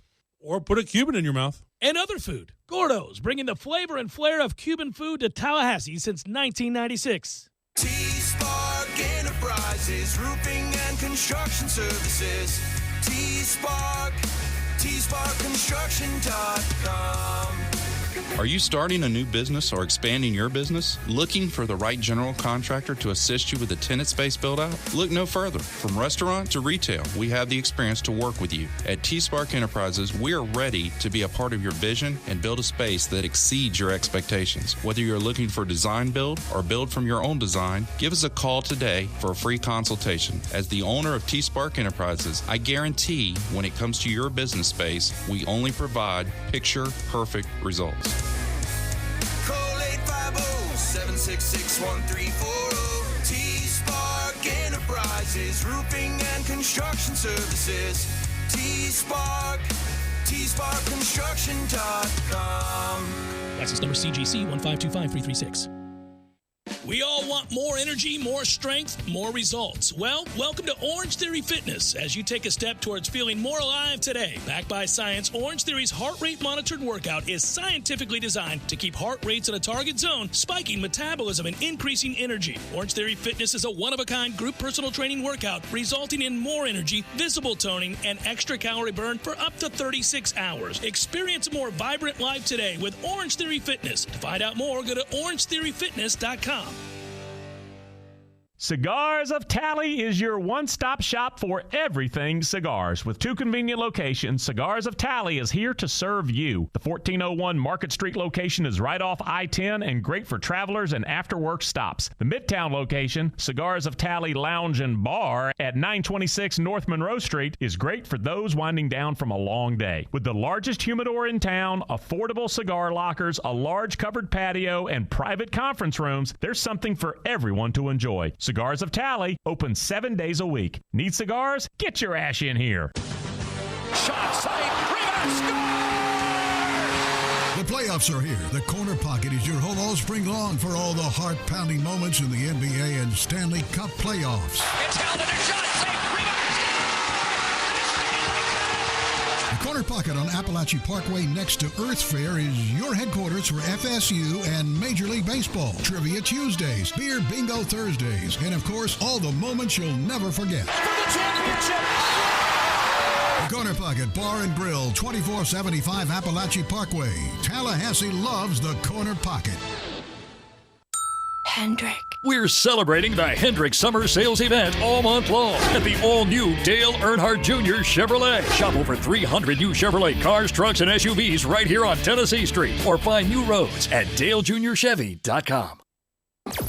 Broadcasting live from the Tallahassee Dodge, Chrysler, Jeep, Ram, Fiat studios in the capital city of Tallahassee. This is the Jeff Cameron Show, brought to you by Cornerstone Tool and Fastener on 97.9 ESPN Radio.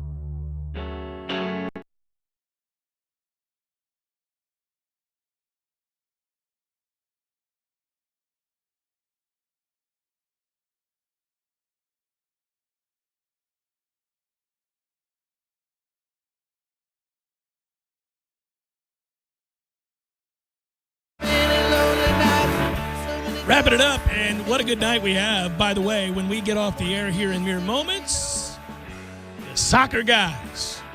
Good stuff from the soccer guys. A couple of reminders as we kind of take care of business as we wind down the week. Today's the last day on into tonight for you guys to go to the website, ESPNTallahassee.com.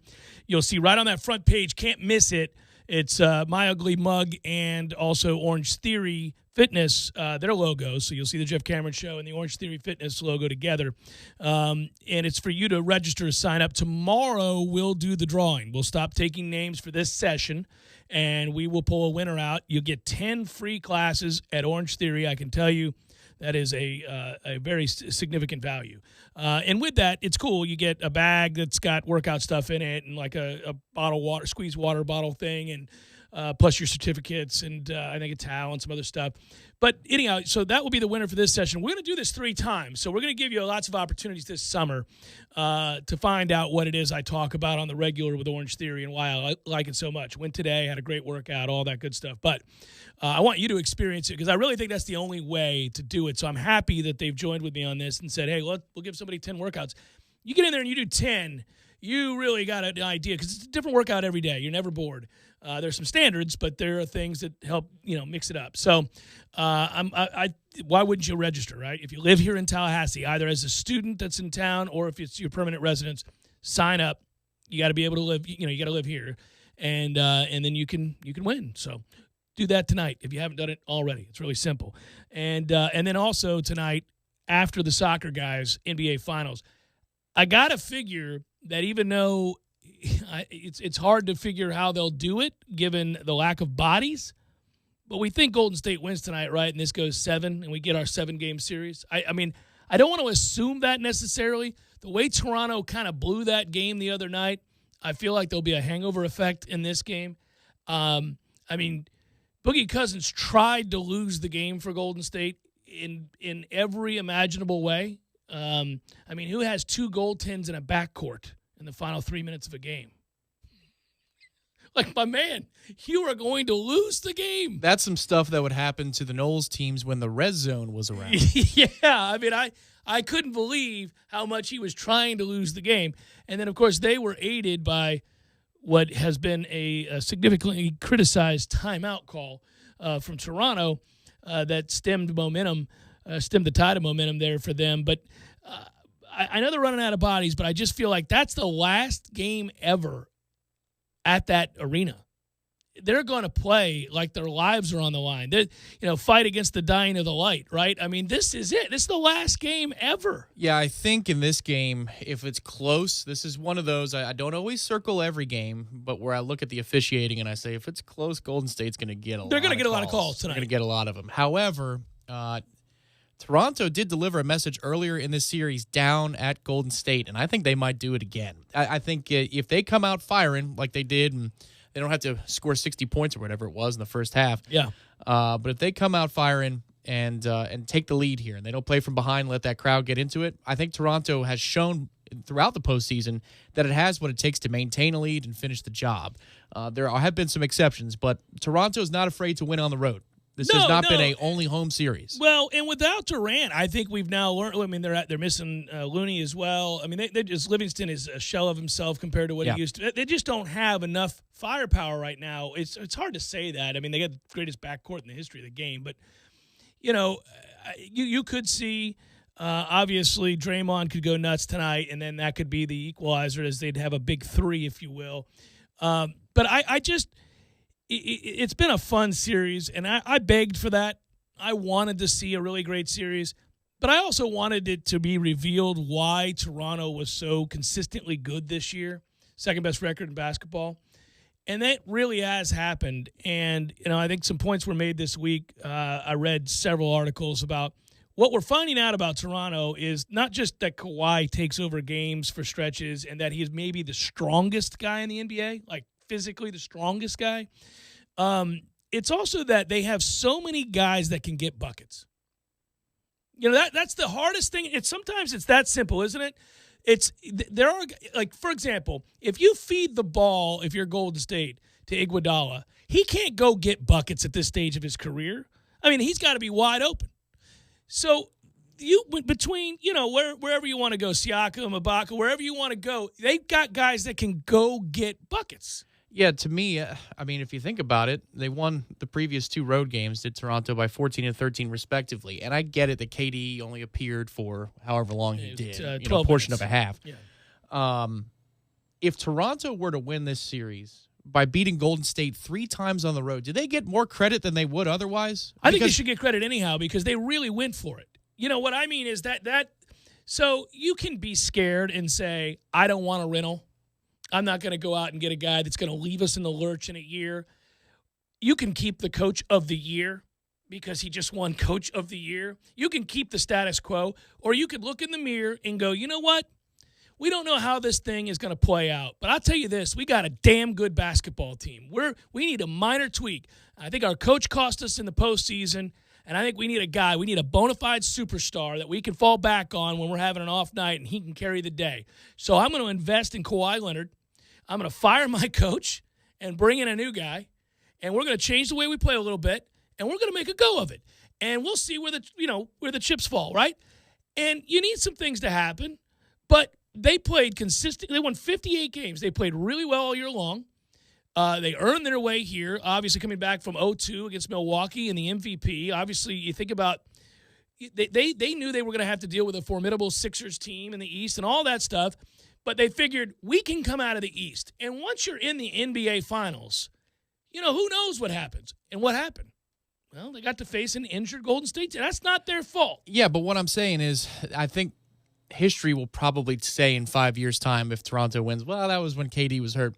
But if they go on the road, they win 3 games at Oracle to seal the deal, that's different than winning a series in 7 when Kevin Durant's hurt and he plays for a portion of a game and all you win are home games. I mean, if you go into that building where, I get it, Clay's banged up too, but that group that's on the floor, we're not with Kevin Durant. They've won a lot of games in that building. And you go in there and you have 2 laughers, and who knows what happens tonight, but let's just say you win tonight by 8 or 10.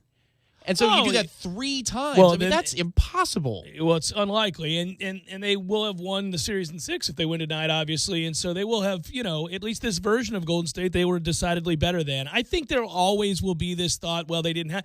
But, that's a little unfair in that we already thought they were an embarrassment of riches before they got Kevin Durant. One of the criticisms of Kevin Durant was you joined a superpower. Right, that's my point. Yeah. So, no, they did get their credit. They definitely get their credit. They've been whittled down some. I mean, some of the things you see with Golden State, this is the thing about dynasties, is players get hurt. The wear and tear is the wear and tear. Iguodala's not the same player he was a few years ago. Livingston's not the same player he was a few years ago. You see guys, Draymond Green's not the same player he was a couple years ago. Draymond used to make you play him honest because he could shoot. He's not that great a shooter anymore. I mean, he's kind of become a more traditional big man in that sense. He's still a real good player. But it's hard to maintain. That's why the Bulls get so much credit for all their championships, that long run, all the Celtics and Lakers dynasties, if you will. These are hard to build, man. They don't last that long. You can win a couple, maybe 3, but winning 4 or 5 or 6 is hard. Egos get in the way, injuries get in the way, age gets in the way. An upstart team like this comes in. They've got a superstar player who's starving. By the way, if Toronto wins in any capacity, whether it's tonight or Game 7 or whatever, and Kawhi Leonard wins the MVP, which he would, you're going to have a guy that's won the MVP in the championship series on 2 different teams. Mm-hmm. I think I read that's never been done. I can't think of an example because you've had superstars trade places before they win their first. Right. Yeah. That's crazy, right? Unless LeBron did it in Miami and Cleveland, but I don't know. Oh, since LeBron, you're right. That's the answer. It's only LeBron. So he would join an exclusive group, yes. Which is a group that he had joined years ago, and we forgot about him. When they beat the Heat, I mean, they should have beat them the first time around, but when they beat them decidedly the next year, Kawhi stole the headlines. Yeah, he was a beast. You had to. It's like Brooks in the PGA. People want to talk about Ricky and people want to talk about Jordan Spieth. Can't do it. And Dustin, you can't. Brooks is forcing you to talk about him. Kawhi's kind of the same. It's just that he doesn't share the chip on his shoulder at a press conference every time he shows up at a major. No, he doesn't care. Kawhi doesn't care what you think of him. He legitimately is a guy who doesn't. I think most of these guys are posturing when they say that. Yeah. They do care. They care about their legacy. They care the way they're perceived. Brooks is a guy that's wanted to have it both ways. You can't tell everybody you don't care, that you just want to go play golf, and it doesn't bother you, and then it clearly does bother you, like to the point where it's annoying now that it bothers you this much. Jesus, man, can you stop taking the bait? That was I got into an argument with Trey about this last night on Beyond the Tips. I said, look, man, I love Brooks. He's a Knoll, and he's a baller, and he's the only guy in today's game that Tiger Woods looks at and goes, I got a problem. That guy ain't backing down. Everybody else fades, gets nervous, has moments where they show themselves to be human, in awe of the second greatest player in the history of golf, right? Not Brooks. So we love all these things about him. But he's got to stop taking the bait. And he's got to stop. These are little white lies, little fibs. When you sit up there and say, well, I don't know, but a bunch of people sent me a promo that Fox made, that they sent it to me on Twitter. I don't know who they are. That's false. I think that is patently false. You don't open Twitter links from Jerry in Phoenix showing you a Fox Sports promo that didn't include you. You open links that your team sends you. You open links that people you know are sending you. You know how rare it is I look at a link from somebody I've never heard of who doesn't follow me or does follow me, and I don't know who they are and I don't follow them. You're not randomly just opening links. Especially if you're Brooks Koepka, you have somebody running your site. You're not sitting there on Twitter all damn day. That's crazy. So don't tell me you don't know who sent it to you. Somebody on your team sends you these things because they want you to build a chip on your shoulder. They want you to be pissed off. And if you really are opening links from random strangers, stop doing that. Stop doing that because it pisses him off. It's silly. It's petty. But it makes him better. Maybe. I mean, I guess if it does, then he should ignore my advice. And just don't bring it up at press conferences because it sounds petty. Here's the deal. Fox made upwards of 20 promos. I've seen, I don't know, no fewer than 6. 5 of the 6 that I saw had Brooks in them. I'm sure there are promos in which Phil is not in it, or DJ's not in it, or name another superstar player. Phil shouldn't be in it. He hasn't won one. But if you make 20 promos, there's going to be one that doesn't have somebody who should be in it. But, who's a world top 10. There should be Phil's putt at Augusta, and it's just a blacked out silhouette, right? And then they cut to the next thing. Yeah. No, when you go, I don't know who sent it to me. Somebody sent it to me. I finally clicked on it and thought it was interesting. They had a year to make that promo, and, I wonder if they got fired, or there should have been. Stop. Just stop, man. I mean, he's probably ignorant of the fact that they made lots of promos. He doesn't want to know the truth. Or he just makes it up. I think he lies to himself to get him going. I mean, he even says that he challenges himself. He says, I tell myself I can't do this. And so therefore that pushes me to do the next thing. One thing I like, now, so I'm going to rip him there, but I'm going to praise him. And I think this is true about him and it makes him unique. Part of the press conference that people kind of looked at once again and went, okay, bro. Brooks. He's a bit of a bro, dude. He loves the Barstool people. Doesn't that say it all? It does. It does, sure. He is a bit of a bro. There's no doubt. One of the things that he said that I do appreciate was he was asked about the USGA and course setup, and this is always a thing with them because they've had so many problems. And his answer was fantastic. And he goes, well, they don't complain about it when they play well. He's like, here's the thing. If you're worried that the rough's too thick or the greens are too difficult, hit it in the fairway and then hit it closer to the pin. He's like, you'll never hear me complain about course setup. I never have and I never will. He's like, who usually does? People who aren't playing well. People who are really angry that their game didn't match up that week, and therefore they got to blame something else. He goes, I'm never going to blame the course. We all play the same course. We're all playing the same course. So if it's exceedingly difficult, it's exceedingly difficult for everybody.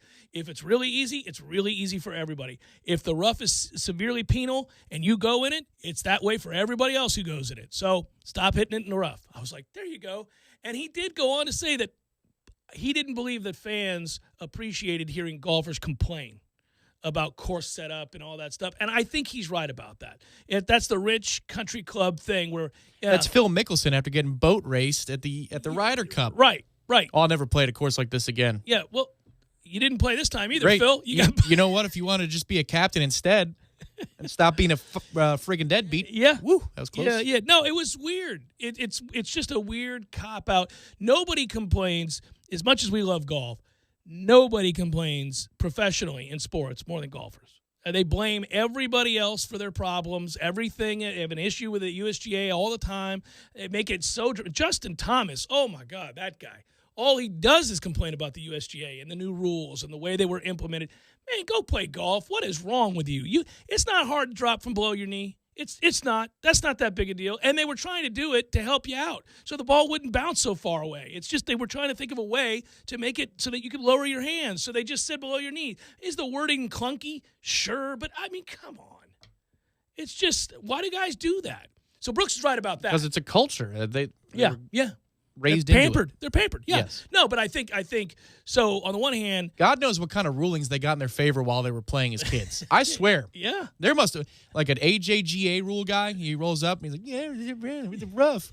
Well, all right, you can drop it, Justin. I really like that striped polo Ralph Lauren you're wearing. Go ahead.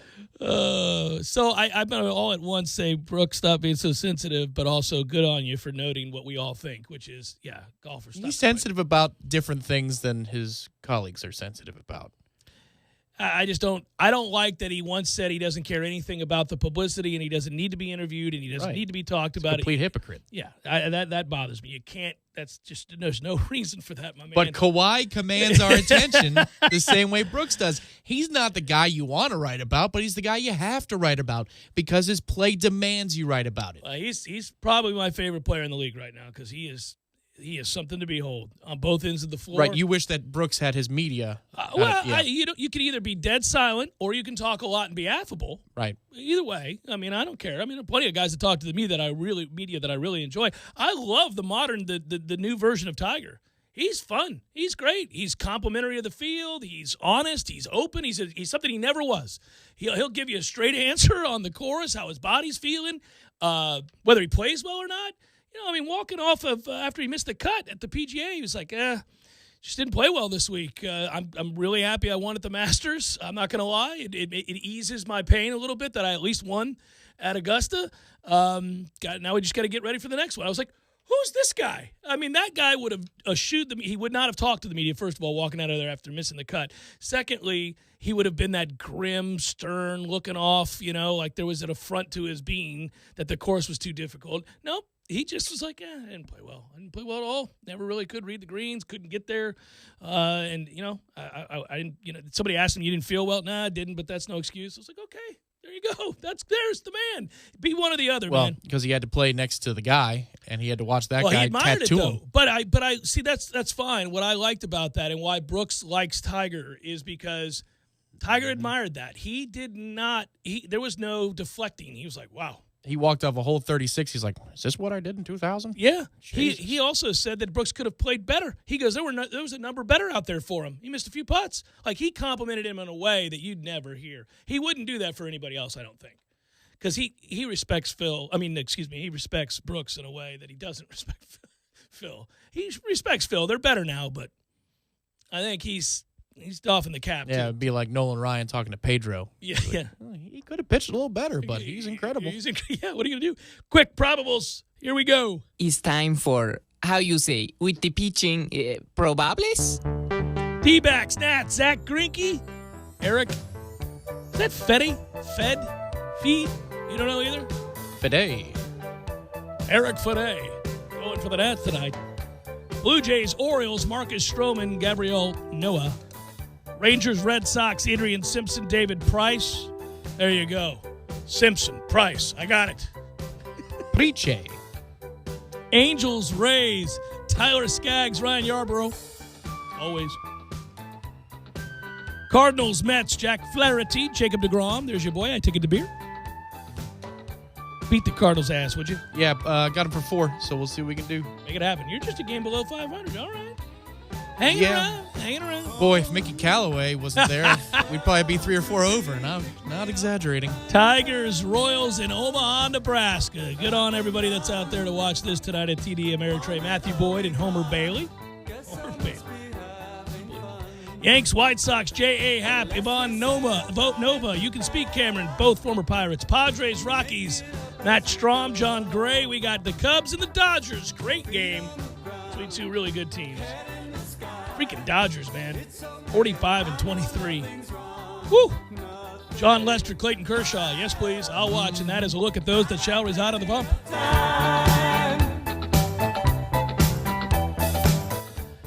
Wrapping it up, and real quick, again, a reminder, soccer guys, a reminder to go to the website as well, ESPNTallahassee.com. Get registered for our Orange Theory giveaway, and stay tuned later on tonight. If you're out and about, we got the NBA Finals. Should be a good one. Good work, Tom. Good work, Matthew. Be well, everybody. Talk to you tomorrow.